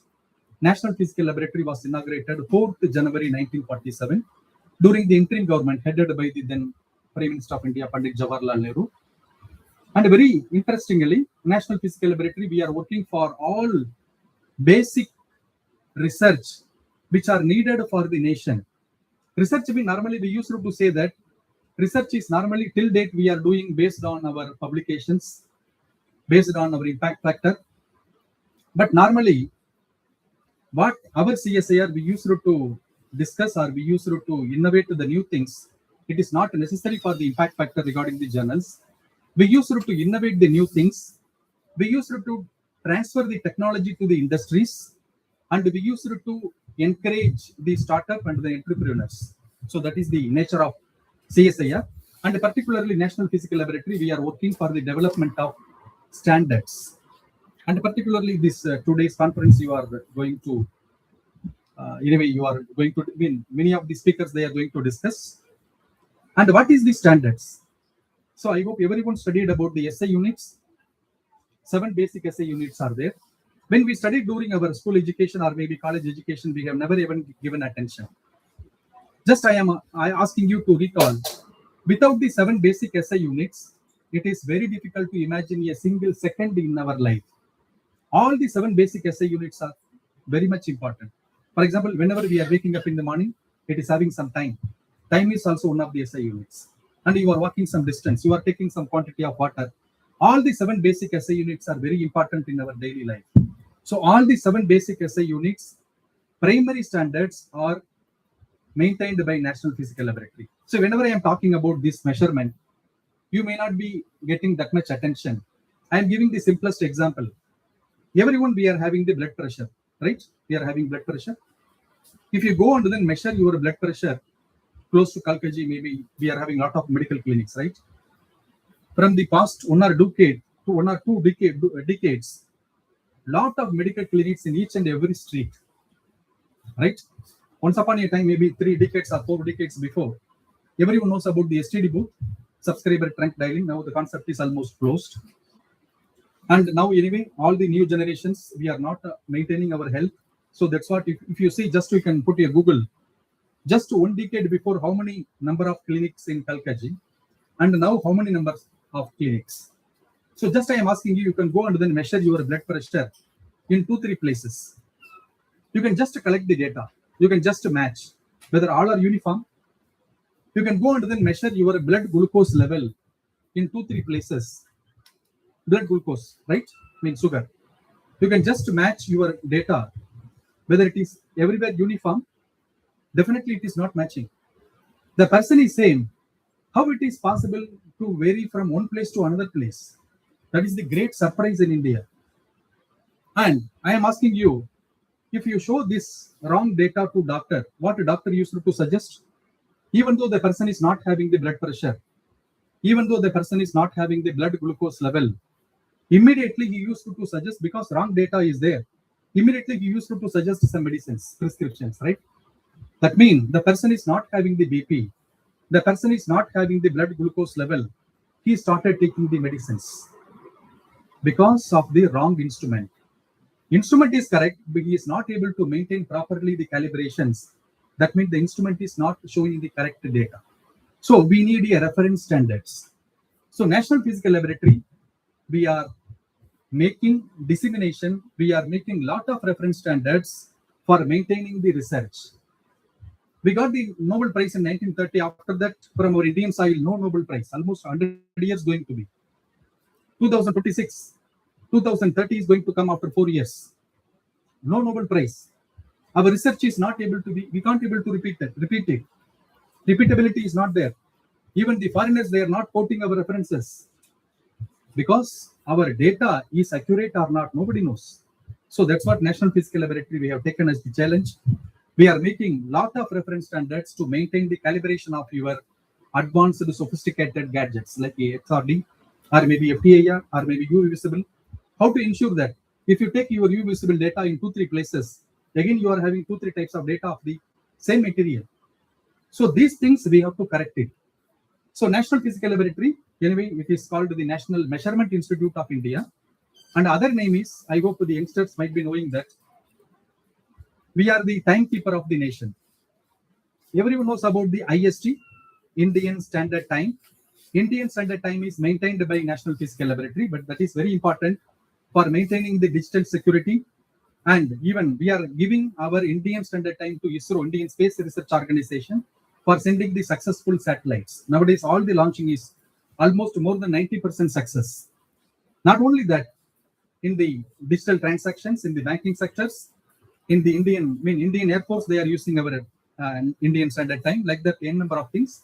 Particularly for the youngsters, if you are having time, you are always welcome to National Physical Laboratory. You can come and then see what NPL is doing. NPL is doing lot of research, but that is particularly for the societal purpose. And it is having lot of history. Maybe you can just put a Google and then you can get a lot of informations. And NPL is officially open for the general public almost at the 3rd week of September every year. And all the college students, even school students, and even general public, they are coming and then they are seeing, because what all the money we are getting for doing the research, it is your money. That means you are paying tax. General public, they are paying the tax. That is the taxpayers' money. That should be accountable. So what all the research we are doing, you can come and then see whether that is really useful for the society or not. So before going to my talk, I want to just get your attention. My dear students, we studied about the Stone Age, right? So those days, nothing was there. Even we are sitting here, less than 25 degrees centigrade, even outside temperature is around 40 degrees centigrade. Outside, you can see lot of pollution, but inside you are maintaining anyway AQA level, air quality index. Not only that, we are having everything. If you compare almost 100 years, 200 years before, what we are living in 2026, really we are fortunate, and we have to thank each and every day to the scientific community. That much we are enjoying. For example, morning you are waking up, you are using indirectly or directly lot of sophisticated gadgets. Cell phone invented by somebody else we are using. Computer invented by somebody else we are using. automobile invented by somebody else we are using. You can imagine, even now, a poor person, if he is if he is living in 2026, what are all the facility he is enjoying now? Even 100, 200, 300 years before, even the emperors, they have not enjoyed that facility. That is the great transformation of science and technology in our nation. And we are having, artificial intelligence. We are having all the sophisticated gadgets, n number of things you can imagine. But if you go and then see outside, whether we are living in the modern age, if you go and then see in front of your house is neat and clean. Your campus is neat and clean. If you go and then see outside of your house, everywhere plastic. You can see single-use plastic, multi-use plastic. But normally, whenever we are seeing the plastic, whenever we are seeing the piling up of the plastic, what we used to discuss, we used to blame the government. Government is not taking any step. Our politicians, they are not putting stringent rules. But I am asking you, who invented the plastic? Any government system invented the plastic? We are all the academicians, we are all the researchers. We only invented the plastic, but we have not given the solutions for recycling of the plastic. Now it is beyond our control. Every day, thousands of tons are piling up. But I am asking the young generations, what are all the challenges in front of us we have to take and then we have to work? That is called the real research. We are thinking that why I have to bother about the plastic? Remember, what are all the table salt you are taking in your house daily? It is having the microplastics. What you are drinking water, it is having the microplastic. What are all the milk products you are taking, variety of milk products, it is having the microplastic. Because cattle started eating the plastic. You can see lot of information. Whenever you are opening the newspaper, daily national newspaper, everywhere they are mentioning about some plastic piling up or maybe civic sense, many of the informations, right? But who has to contribute? We are all the academicians, we are all the researchers, we have to take the responsibility, but we have to work for the system. But anyway, we are not considering in front of us what are all the challenges. Not only this, and we are calling plastic as the waste, but Government of India, they are given mission that waste into wealth. It is not necessary to call as the waste. You can make from the useful product from the waste. That means you are working and then you are going to maintain the environment. That's what Mahatma Gandhi has clearly mentioned, that because definitely in 1940s or 1930s, definitely not this much pollution what we are doing now. But those days he clearly mentioned that everybody has to understand the 3R mantras: reduce, reuse, and then recycle it. But now you can see the condition. Every day, it is beyond our control. Not only that, this is my favorite slide. So that's what I used to say. In our academic system, what are all the knowledge we are gaining? It is only in the library level. It is not going beyond the library level. Whenever it is moving out of the library level, then it will be converted as the product. Then it will be converted as the technologies. Then it will be converted as the devices. You know who invented the air conditioner? The country that doesn't require the air conditioner, they invented the air conditioner. Who invented the cell phone? Who invented the automobiles? India is the great nation, but the great nation is controlled by the small nations. Automobile industries, Hyundai, you know that Korea, the total population is less than 6 crores. Electronic industries controlled by Japan and then Taiwan. Taiwan total population is approximately 4 crores. Japanese total population is approximately 7 crores. Why we have to give given the chance? Indian roads are filled with foreign automobiles. So many of the challenges in front of us. Global warming is there. Anyway, we are using air conditioner. We are enjoying the facilities. That is right. But if you go and then stand at the backside of the air conditioner, you may be feeling lot of heat wave. Where is the heat wave is going? In this hall, you are using 3 air conditioners. Yes, because nowadays, lot of challenges, and then we have to enjoy the facility also. But at the same time, nature has given. That's what I used to say. Nature has given everything for our needs, not for our greeds. The greeds are the responsible for spoiling the environment. In front of the AC, we are getting the chilled air. If you go and then stand in front of backside of the air conditioner, you are feeling that lot of heat wave. In this hall, you are having 3 ACs. In this campus, you might be having approximately 100 ACs. The whole city approximately few crores. The whole nation at least a few tens of crores of air conditioners, refrigerators. The whole country and the whole world, you can imagine. At least it is working for 8 hours. Where the heat wave is going, it is going, and this is also one of the main reasons for the global warming. And we are now talking Indian geographical condition is from Kashmir to Kanyakumari. But definitely, maybe after a few thousand years, after some time, definitely one person will come. Once upon a time, our geographical condition was Kashmir to Kanyakumari. Now, definitely, because of lot of things in the scientific innovations, but we have not properly controlled that. Now, our condition is from Kashmir to Madhya Pradesh. Now, you can imagine. All southern states, it will go inside the sea. Not only that, not only India. Every year, few millimeters sea level is increasing. Because of that, few crores of population is they are displacing, or maybe totally their family is destroyed. And who is responsible this? Birds started eating the plastic. Deep sea animals started eating the plastic. This is not the road, it is the canal. Canal is filled with the plastic. And who is responsible for this? Nature has given everything for needs, not for our greeds. Nature has given free of cost water.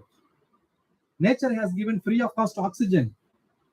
If you go and then ask your parents, maybe in the 1990s, nobody thought of water they are going to sell in a small petty shop. In 1990s, within 3 decades, we only transformed the system, and we started paying almost 1 liter equal to now you can go and then get it approximately 20 rupees, 30 rupees. Nature has given free of cost water. I am saying you, now nature is giving free of cost oxygen. After 30 years, not needed, maybe after 20 years or maybe after 10 years, you have to pay for breathing your oxygen also. Now in our backpack, they have given one place for water bottle. Definitely whenever they are going to make the backpack in the 2030 or maybe 2040s, they are going to give you a space for oxygen cylinders also. So this is the condition we are maintaining. Not only that, and who is responsible for this electronic e-waste? We are talking about the plastic. We are talking about the industrial pollutions. And who is going to talk about the electronic waste? In front of us, lot of challenges. And we should not blame the government. You can imagine, very dangerous elements are there. But at the same time, if you recycle it, you will be getting lot of precious metals. Gold is there, silver is there. But whether we are having any research on this, Government of India, because now you know the conflict, lot of war, everywhere it is going on. Government of India, they are encouraging for the e-vehicles, electronic, based on the battery vehicles. That is excellent, and everyone slowly we are converting, and the Delhi government, they have taken the mission that maybe after 2028 or maybe 30 onwards, there is no vehicle registration based on the petrol, only e-vehicles. Really excellent. They have to take some steps. But what about the battery? Battery life is 5 years or maybe 6 years. After that, when battery is gone, we are going to remove the battery, and the battery is going to pile up like a plastic. And who is responsible for that? We are all the researchers. We have to find out the technology. If I am a nanomaterials researcher, if I am doing some research, if I am injecting some nanomaterial in the existing battery, that the battery life is extended for another 5 years, that is called the fantastic research. That is called the real societal research. So a lot of research is going on in this direction. And the National Physical Laboratory is the National Measurement Institute of India. That's what I used to mention. Without measurement, you can't able to imagine the research or the technologies, the devices, the new products, whatever we are enjoying. Definitely it may not be possible. So we need a precise research, precise measurement, and then accurate measurements. So NPL is taken as the challenge, and then our Indian Parliament has given the mandate to maintain these standards. And everyone knows, whenever we are going for the voting, general elections, and election commission, or maybe whenever you are going to vote your vote to booth, they are putting some ink, right? That is called the indelible ink. That is the product of National Physical Laboratory. We have given the technology to Mysore Paint Industries. and they are supplying to all the elections through Election Commission of India. Not only that, few months before we celebrated the Indian Constitution Day, original Constitution, everyone knows who has written, and few days before we celebrated his birthday, also the great Ambedkar, and the original Constitution of India, handwritten notes, still it is maintained by National Physical Laboratory in our Indian Parliament Library building. You can go and then see. So, lot of contributions by the National Physical Laboratory. We are having, dynamic various divisions. We are working for the development. My dear students, everyone knows about the meteorology. So, anyway, now unexpected rain is coming. Few days before everyone has seen, and global warming. We are all evidences for that, and unexpected rain. All the things it is predicted by the Department of Indian Meteorological Department, right? IMD. So that is meteorology. Whatever we are going to see from this and then another slides, that is called the meteorology. Meteorology is the science of measurement. See, for example, one person is coming and then he is measuring his blood pressure. If it is wrong, you can imagine what are all the consequences. That is in the way of medical science. Particularly in the way of physical science, chemical science, biological sciences, you need an accurate and then proper measurement. So that field is called the meteorology. Meteorology is the science of measurement. Whenever you are measuring precisely, whenever you are measuring accurately, you can able to do wonders in the science and technology.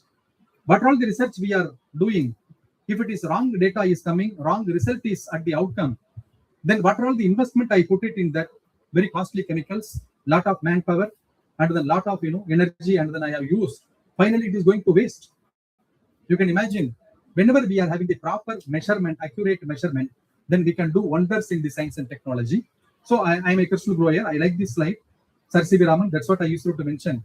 1928, he discovered the Raman effect. 1930, he got the Nobel Prize. We are all very proud. He is an Indian. He designed the equipment in India. Less than 500 rupees. But you know the status, you know the scenario. Raman spectrometer we are purchasing from other countries. So is the group of members of Sir C.V. Raman. And the member he is sitting in the center, he is Dr. K.S. Krishnan. He is our first founding director of National Physical Laboratory.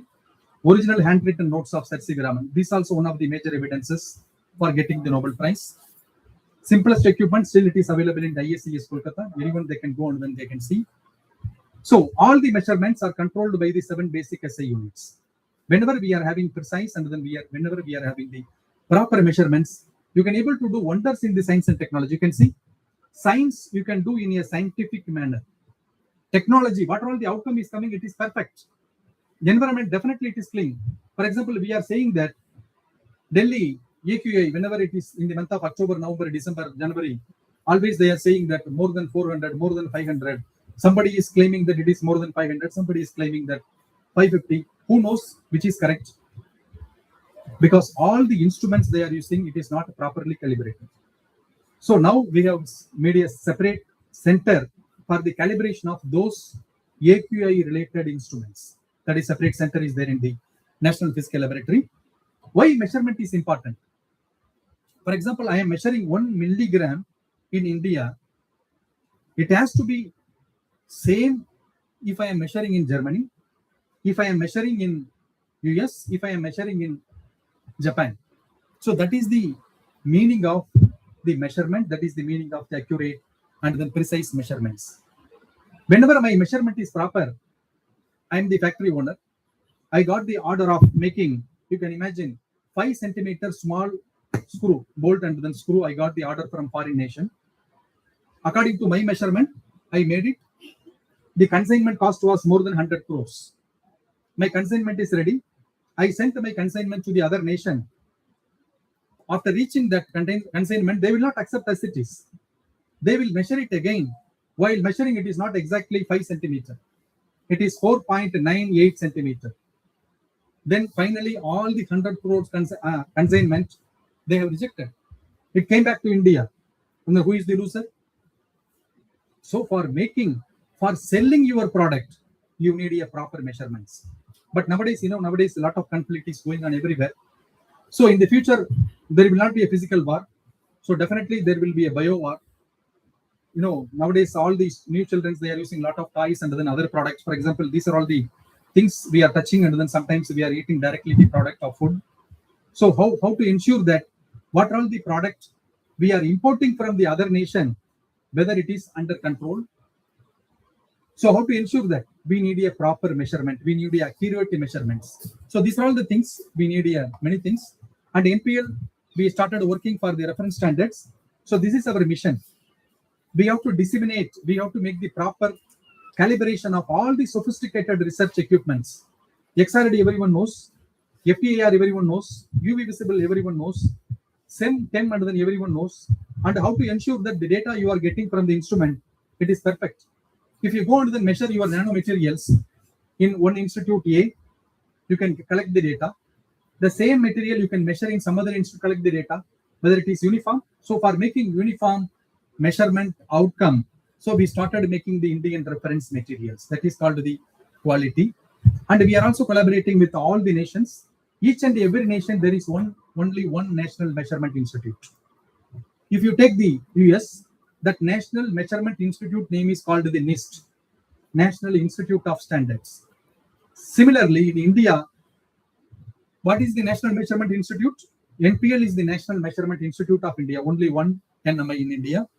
So we are making in the way of pesticides, gold standards we are making, and we are making gas mixtures. So N number of reference standards. Till date, we have released more than 182 Indian reference materials in the area of petroleum, in the area of cement, in the area of precious metals. So N number of things.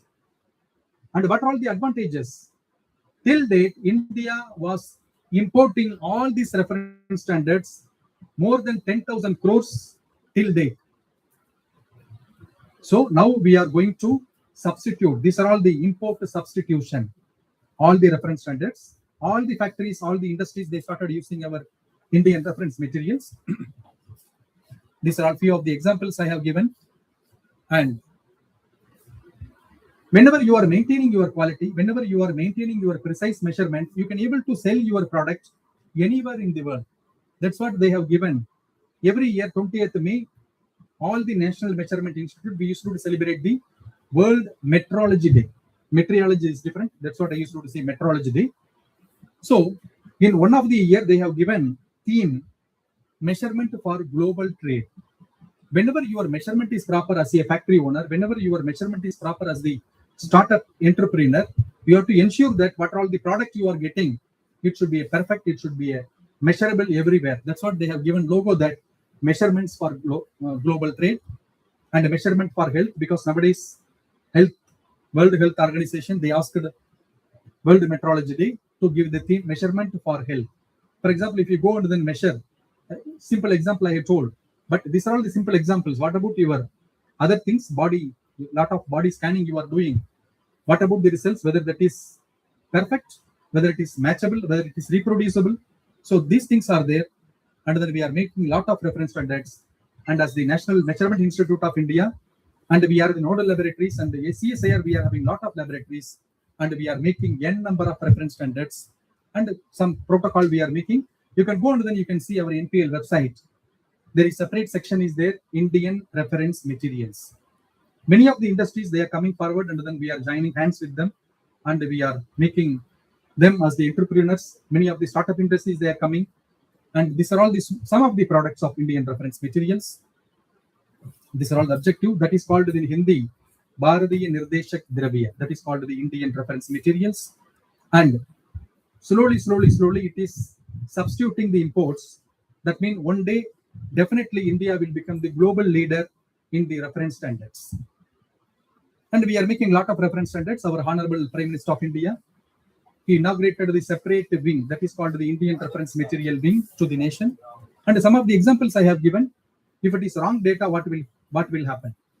If the wrong data is there, what all the investment I put it in that my research gone waste?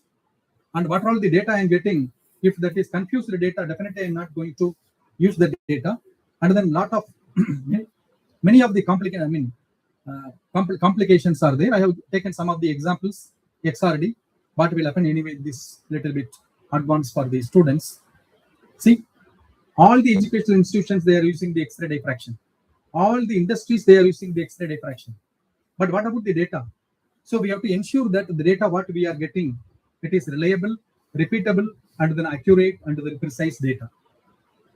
We have taken what are how many universities, how many colleges are there in the NIRF category. Anyway, each and every nation, there is only one national measurement institute. In Thailand, that is called that is called Thailand reference materials. Similarly, India, we are making Indian reference materials. Proudly we can able to say that it is product of National Physical Laboratory and it is the product of India. And we are selling this product through NCCBM, National Council for Building Research, that is in Vallabhgarh. Cement, they are selling to all the SAARC nations. They are selling to Nepal, they are selling to Bhutan, they are selling to all the South African countries also we started selling. That is in the name of B&D. And time to time, we used to launch the new products to maintain the quality, to maintain the accuracy. And that's what I used to say. What are all the knowledge we are gaining in the academic system? And definitely we are missing one thing that is called the technology. We are having enriched knowledge. We are having all the excellent human resources. We are having excellent brains.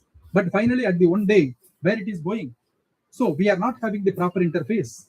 We are having research and development, lot of research centers, lot of academic institutions. But at the one day, at the final day, commercialization of the product is missing from our side. So we have to encourage the startup industries.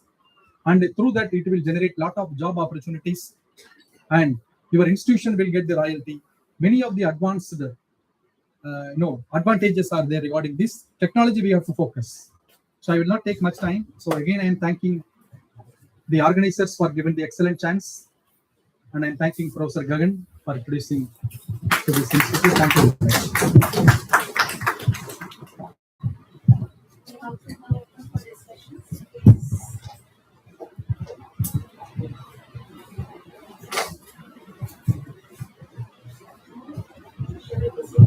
You said actually blood pressure measurements actually.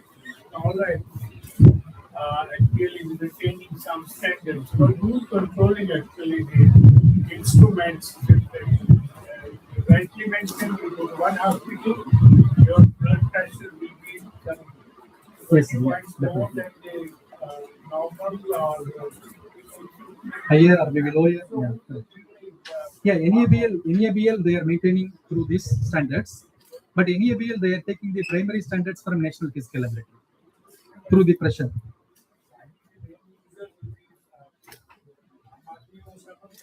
Yeah, definitely.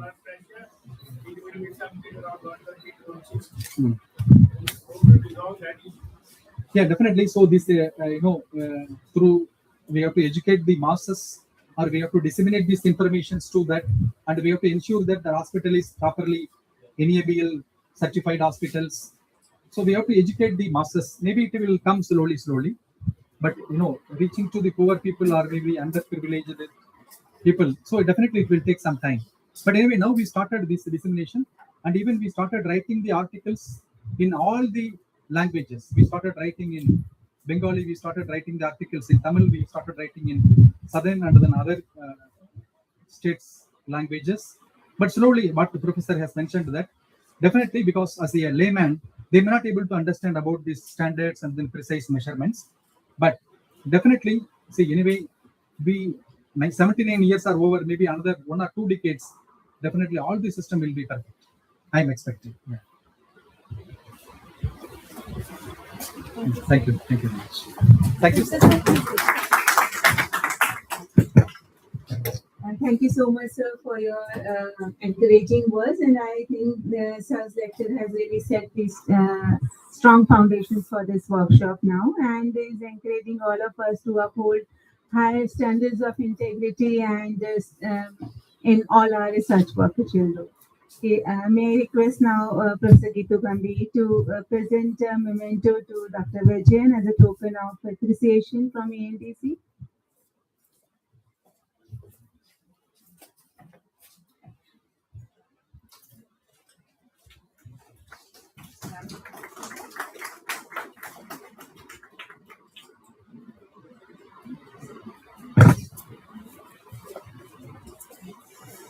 Now, we'll now move on to the next relevant session on business entrepreneurship. In today's dynamic and ever evolving world, entrepreneurship is not just about starting a business, it's about innovation, resilience, and the courage to transform ideas into impactful ventures. It plays a vital role in driving economic growth, creating opportunities, and fostering self reliance. To guide us through this inspiring domain, we are privileged to have with us Dr. Sukrit Kumar, who is currently a consultant for healthcare management. I wish to invite Professor Gitu Gambhir again to welcome our distinguished speaker with a planter.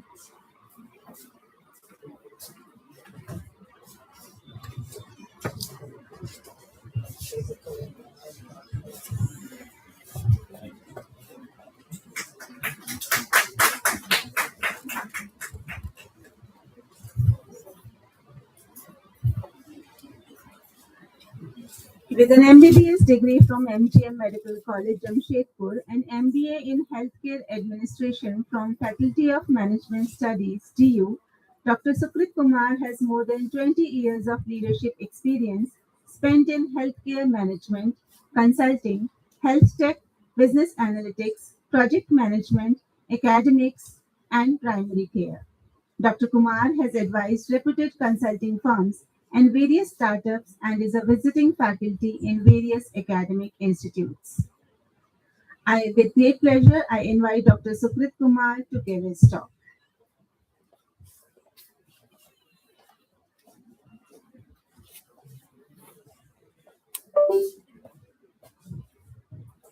Thank you, ma'am.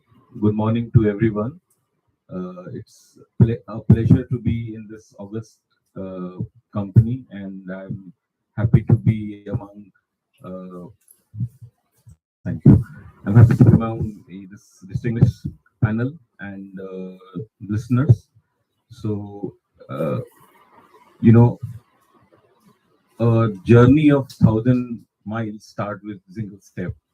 So I'm happy to be presenting this very important topic, which I am living right now. I mean, I started very traditionally, went to a medical school, uh, you know, middle class parents in a sleepy town in Bihar, and studied there in Jamshedpur. I finished my MBBS, came to Delhi in 2004, and traditionally I was in AIMS as a resident, joined Delhi government, served Delhi government for 9 years, and one fine day, one of my uh, mentors, I would say, in a government college medical superintendent, he said that government of Delhi handpicked 7 hospitals. Our hospital is one of them. Why don't you become a nodal officer for NABH? NABH was a new concept then. It's a third party quality accreditation for hospitals and healthcare organizations. And 2005 QCI launched NABH, and my hospital, Dada Dev Mother and Child Hospital, was among those lucky 7 hospitals who was chosen to be one of the members of those 7 hospitals. So I became a nodal officer for NABH. It was a new experience. I was prescribing doctor medicine, one patient at a time, and I was given a macro role of getting the hospital accredited. 1% of hospital budget was with me. It was leadership, change management, SOP writing, convincing people, doctors and nurses who are practicing from 30 years, 20 years, that you have to fill this form, you have to write this, you have to, you know. So I started liking that work more than my, clinical experience. Then went to FMS, did my MBA from there, and jumped into corporate, worked with Center for Sight, McKinsey, Rainbow Children's Hospital, before embarking the journey of entrepreneurship. So I am an entrepreneur by heart, and even when I was in government, I was an entrepreneur. I was doing my own. And when I look back, I couldn't, relate that when I was doing it. But then this is how you learn, and this is how you, connect the dots Even in whenever in my corporate journey also, I was doing more than I can, chew, and I was getting teams to support me in doing that. So this is smaller, what I feel about entrepreneurship, and it's not about starting companies. It's about solving real human problems from rural India to Gurgaon. People face challenges accessing timely, affordable, and my talk will be more on healthcare.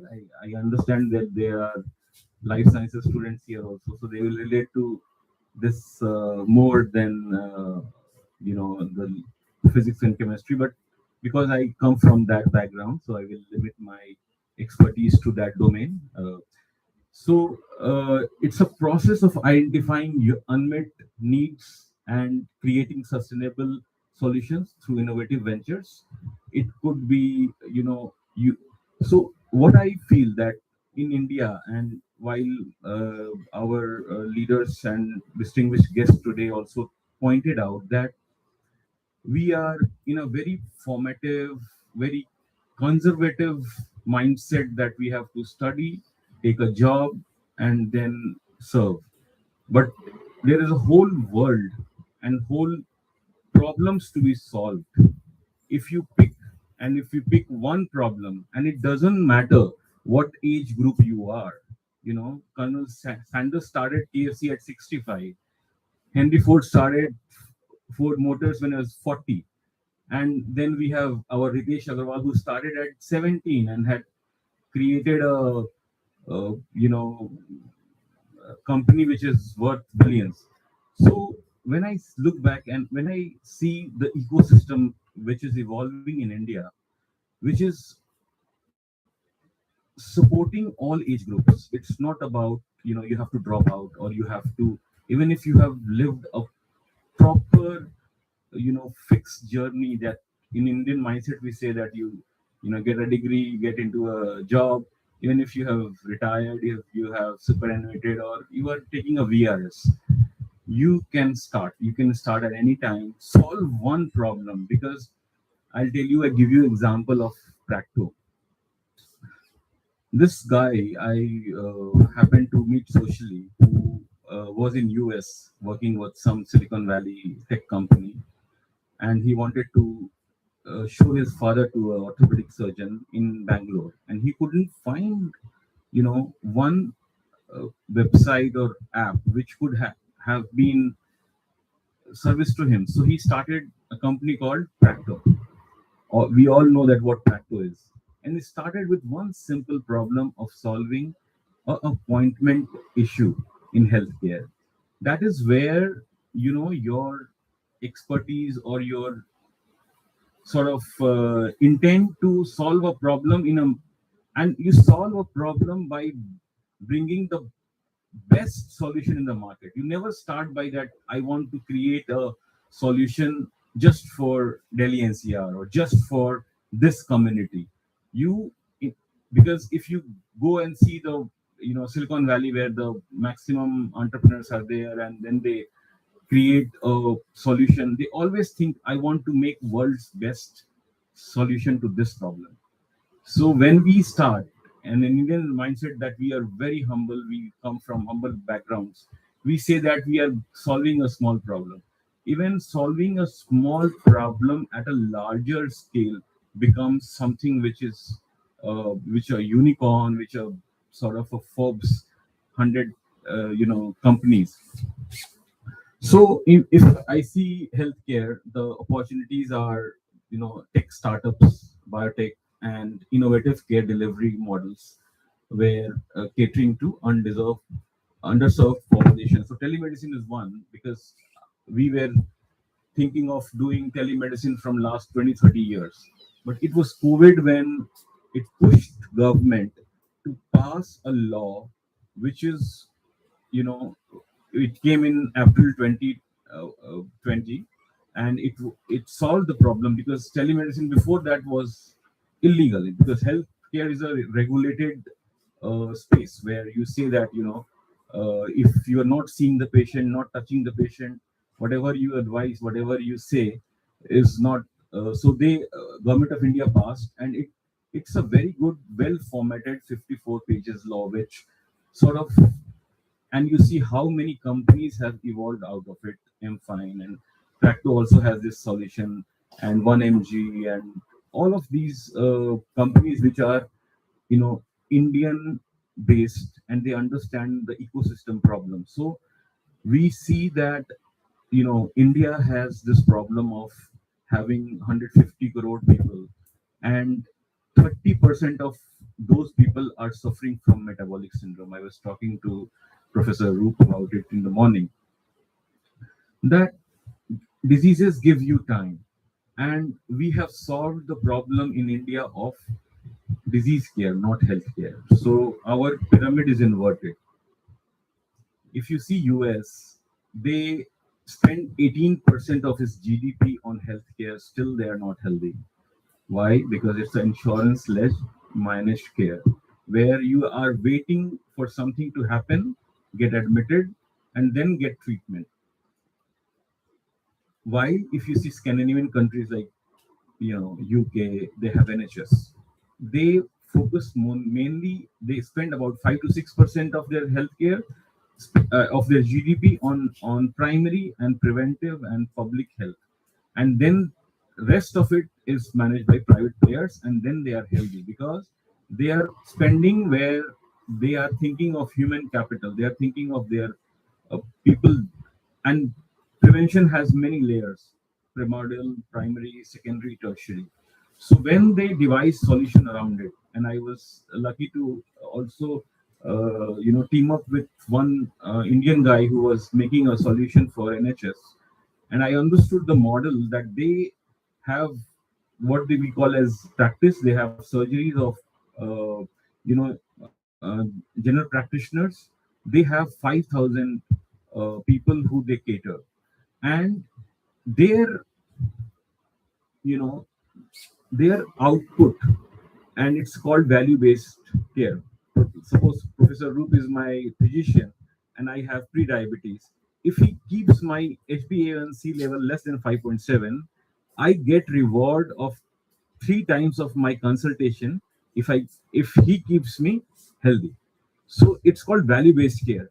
Our doctors are incentivized on doing more consultation, more procedures, more surgeries. So when a value-based care, meets a profiteering or a capitalist care, and I'll take you back 40 years back when Indian healthcare was a cottage industry. It was only government-run medical colleges, teaching hospitals, trust hospitals, four of friends getting together, opening a nursing home. The patient was taken care of. Then in 87, Government of India passed Consumer Protection Act, and by a Supreme Court judgment in 96, the patient turned into consumer fortnight, because Supreme Court directed that, Consumer Protection Act also it's under its umbrella, healthcare is also covered. So that overnight patient turned into customers. And that's the sad story of Indian healthcare. And every corporate, every person who was doing some business, they said, okay, healthcare is also a business, we should get into it. That's the story from where this profiteering model came. So I divide, for the interest of youngsters in the room, I divide businesses into three portion. One is business, which is the seller interest is at higher, and the other is a profession where the seller and buyer interest is the same, finance, your lawyers. And then there are services, education, healthcare, where the buyer interest should be high, which is not the case right now. It's a macro decision that was taken 30, 40 years back, which has why we have come where only disease care model are thriving, because hospitals are run by this PE and VC firms now. They chase numbers, while in healthcare, you don't chase numbers. You chase quality, you chase output, you chase patient experience, you chase clinical outcomes. And that's where all the innovations are right now waiting to happen. you see there are companies like Tata who has invested in 1mg, who's doing online delivery of medicines. It's a very interesting model where I knew the founders personally. They started a company called HealthCart, inspired by Flipkart, and Gaurav was the CEO and Prashant was the CTO. The HealthCart was not doing well, so what they did, and that is where the agility of an entrepreneur also comes along, where when the model is not working, you flip it, you sort of tweak the model, and it's called pivot in entrepreneurship language. So they pivoted the model. There was a book called Sims which used to read about drugs, and so as a student, every year there is a new Sims, which is a drug encyclopedia where drug dose is given, their generic names and business names were given, their interaction, their contraindication. What they did for 1mg, they hired a pharma MD. Varun is also a good friend, and they turned this Sims as a knowledge center for their website. So if you want to Google paracetamol, 1mg will tell you these are the uses, these are the brand names, these are the price comparison, these are interaction, these are the the information which doctors and patient both are looking. So people started coming to that platform, and there were many at that time. There were Snapdeal, there were Plus, there were NetMeds, etc. But 1mg has done phenomenally well because they also understood that if you can solve a problem of a doctor not referring to Sims and going to online and seeing all the drug interaction, and making that available at a click of a button, because by that time, by 2013 or 14, everyone started using EMRs, so they have access to the terminals there, so they will not have to open a book in front of a patient, which was we were taught, and it was not a bad thing. But then that eases one problem of doctors and patients also, that whether somebody said that take this medicine, and they go and search that online. So they solve very small problem in a big way, and that is the beauty of India today. We are thriving because of sheer numbers. I never give example of what is happening for advising our companies which are doing well in this ecosystem, because in US, my friend is a psychiatrist, he sees only 4 new patients in a day. Can we imagine that in India? No, because of the numbers that we are operating on. When I was a doctor in one of the primary health care center in South Delhi, I used to see 200 patients in a day in 6 hours. So that is the numbers that we are building up as in India. When we want to become Atmanirbhar, when we want to become socially sustainable, we have enough problem to solve. So there are digital health, biotech, medical devices, service delivery, and pharmaceutical innovation, which I just give you an example. And entrepreneurs are those who can create solution to health problems through products, services, platforms, or policies. And entrepreneurship is a space that blends science, compassion, technology, and business acumen. So you cannot pour from an empty jug.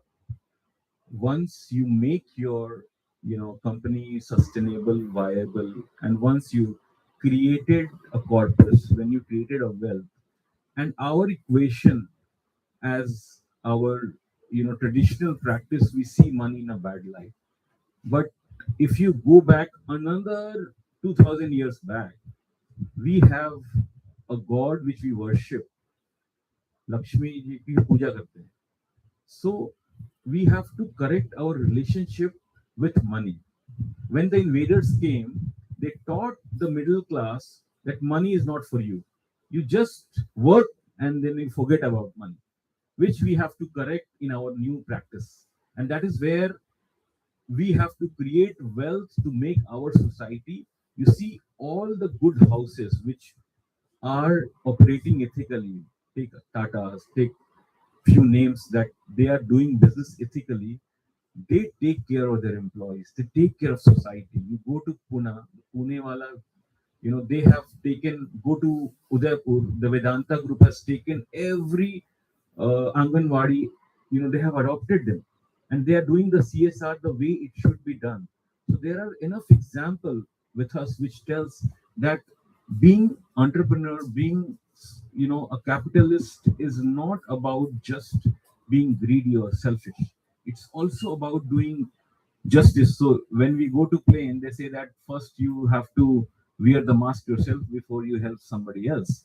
So that is where we have to also educate our youngsters, because when I was a 20-year-old, my relationship with money was different. I used to think, "Paisa nahi chahiye.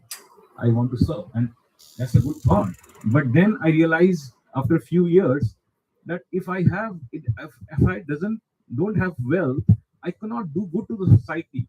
I will make enough so that my family thrives. But if I have to think bigger, I have to have a corpus. I have to have a thriving business. Who are entrepreneurs? Professionals who are launching apps, engineers building diagnostics, social entrepreneurs in villages, corporate entrepreneurs to design the health system. So you can still do a job and become someone who can, entrepreneur is a risk bearer, an organizer, an innovator. And there is a counter thought also. An entrepreneur is also a risk averse person, because what you do is you are creating a system for yourself. Nobody can fire you. In a corporate job, if the promoter or the board or the CEO doesn't like you, he will tell you, no, don't come from tomorrow. And it happens all the time. So we have to also think in that direction. If you have created your own baby, you are giving, you know, vocation to many people. Also, you are making your future risk proof. So all the definitions of entrepreneurship, I like Fred Wilson's definition the best, that it's the art of turning an idea into a business. So the traits are innovation, of course, you solve a problem, risk you have to have risk bearing, but in longer term and in life, everything is a matter of compounding. Whether it's you are building a company, where you're building a wealth, you are building your health, you're building a relationship, everything. And I'm a great fan of a book called Atomic Habits. So every day you do something for a system or relationship, your own health, it gives you reward in the longer term. So you have to have a passion for business. You love a product or love your customer base or both, and you can create a product and sell it. Nothing like it. Execution intelligence. It takes a village to raise a business. So if you have good people skills, that is where and there are n number of traits, but the most foremost trait is resilience. The intent to go on and on, even if you're failing. And I say that all the overnight success is hard work of 10-20 years. You pick up any story, you pick up any story of entrepreneur or good successful thriving companies, they come with a tenacious journey, and then they make something which was sort of objective in terms of success. So of course we know the difference between entrepreneurs and managers, and there are few key innovating ideas like digital health, diagnostic and imaging, AI and machine learning is the new sort of the next 10-15 years are going to be of artificial intelligence. We all know home care, telemedicine, mental health, genomics, and precision medicine is something which is happening right now. There, India is shining on the global scene. So, if I tell you about the entrepreneurial decision making process, I'll introduce a concept also which is called as design thinking. but you always challenge the status quo and reasons for changing the present status, desire to become an entrepreneur, and possibilities to become an entrepreneur in terms of your funding, etc., and the team that you want to gather, the product, and then you become an entrepreneur. So you do discovery, you do concept development, resourcing, you actualize that discovery or thought process, and then you harvest. So, like I said, that there are many things that makes an entrepreneur, that you know and what is the role that you promote capital, you create large scale employment opportunities, promote balanced regional development, reduce concentration of economic power, wealth creation and distribution, increasing gross national product and per capita income. The entrepreneurs are, use. I give an example of unicorn, which was like 3 years, and it's in the surgical space called Christine Care. So they democratized the surgeries. So they said that every hospital should have some lean time of their OT. So what they did, they purchased that lean time from the hospital, because usually the hospitals are OTs are buzzing between 8 a.m. to 3 p.m. After that, the OTs is not working. So they bought that space, the time, and they aggregated all the hospitals, and they also understood that loneliness is also an epidemic right now in India. The children have gone to uh, you know abroad or bigger cities to pursue their vocation, so parents are alone. So they also devised a formula to pick up the patient on the day of surgery from home and dropping them once they are discharged. So in 2.5 years, in 3 years, they become an unicorn. So there are many roles, but promotes capital, creates large-scale employment opportunities, promotes balanced regional. We have discussed this, reduced concentration of economic power, because 1% of population controls 99% of wealth in India. It's not a zero-sum game. What we have been told, there could be 1 million billionaires in India. This one billionaire does not stop the opportunity for becoming another entrepreneur. So uh, we will run through this because the paucity of time, but I wanted to quickly come on the concept of design thinking. So design thinking is a concept that I have been introduced when I was working with McKinsey, and I picked up from there. I learned that there is a school of design thinking in Copenhagen, which teaches this for 4 years. It's like engineering, and there are few universities in India also, which design universities and new age universities, who are doing this as a course or as a part of a curriculum. So it's explores the possibilities of what could be to create desired outcome and to benefit the young end user. So it's based on design concept, which is related to problem solving, decision making, creativity, sketching, innovation, and prototyping. So all our lives we are trained in a particular manner: A for apple, B for ball, etc. Our process become boxed. We think in a different direction. While this has 5 steps: emphasize, define, ideate, prototype, and test.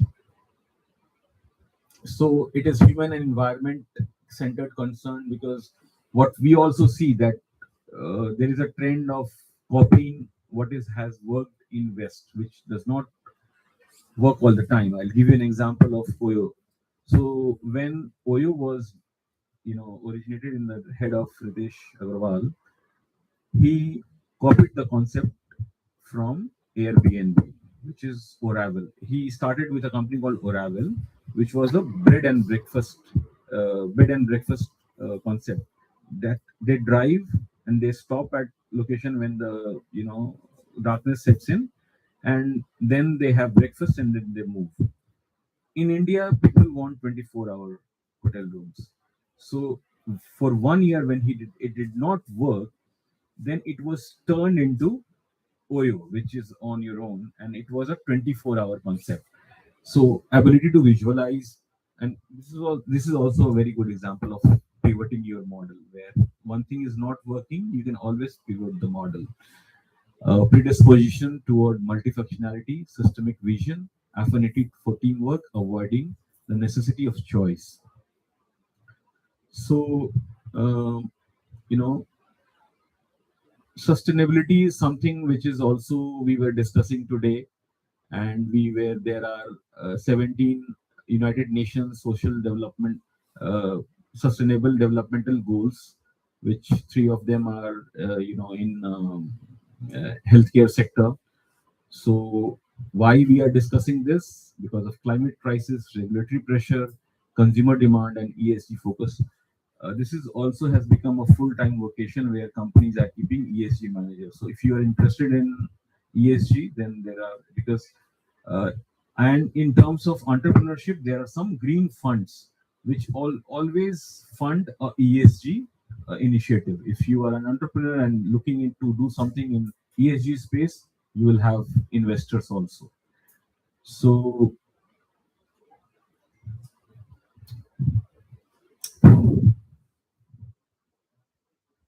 I thought that, but it's a positive time. I'll tell you a little bit about future, that greater integration of AI and machine learning is happening in ESG reporting, and increased focus on mental health and wellness happening in social criteria, and stricter governance regulation globally for healthcare organization. So the triple bottom line remains people, planet, and profit, and these three can coexist. So the call to action is think sustainability, build skill, focus on research, and lead the change. So with that, I end my lecture. I will invite some questions are there.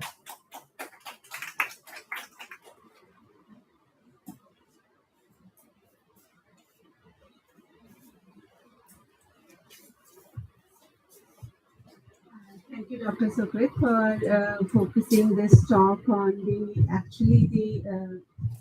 hand-to-hand entrepreneurship and sustainability together, because no doubt the entrepreneurs focus on the business, but if sustainability aspect is interweaved in their thought process, definitely it can bring a lot of changes in the society.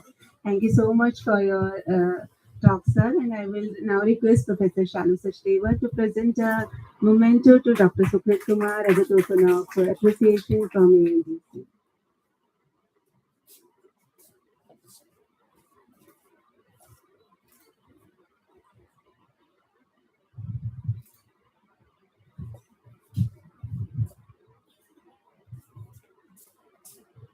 Thank you so much, sir. We are extremely sorry. We are running a little late in our sessions. We'll now immediately have a short break for tea, and we'll reassemble back here in 15 minutes. The time for the further session should be for 1 hour only. Thank you so much.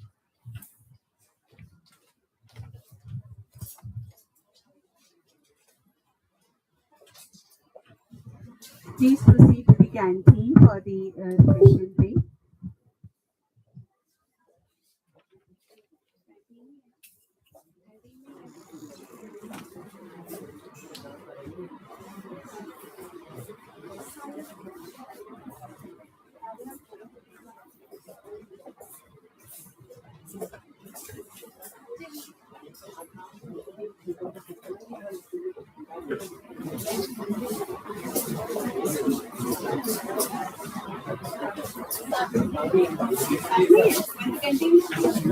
नहीं canteen में ही है, canteen में ही है बच्चे।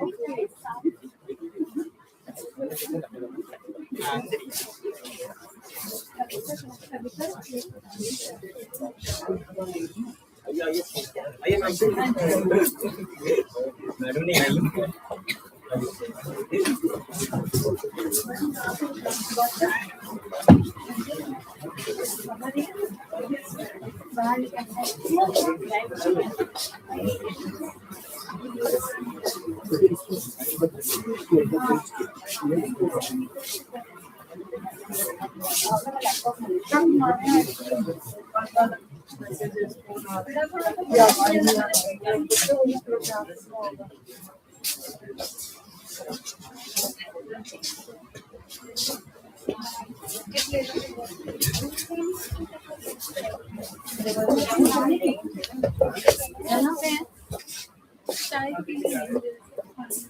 कहाँ जाना है?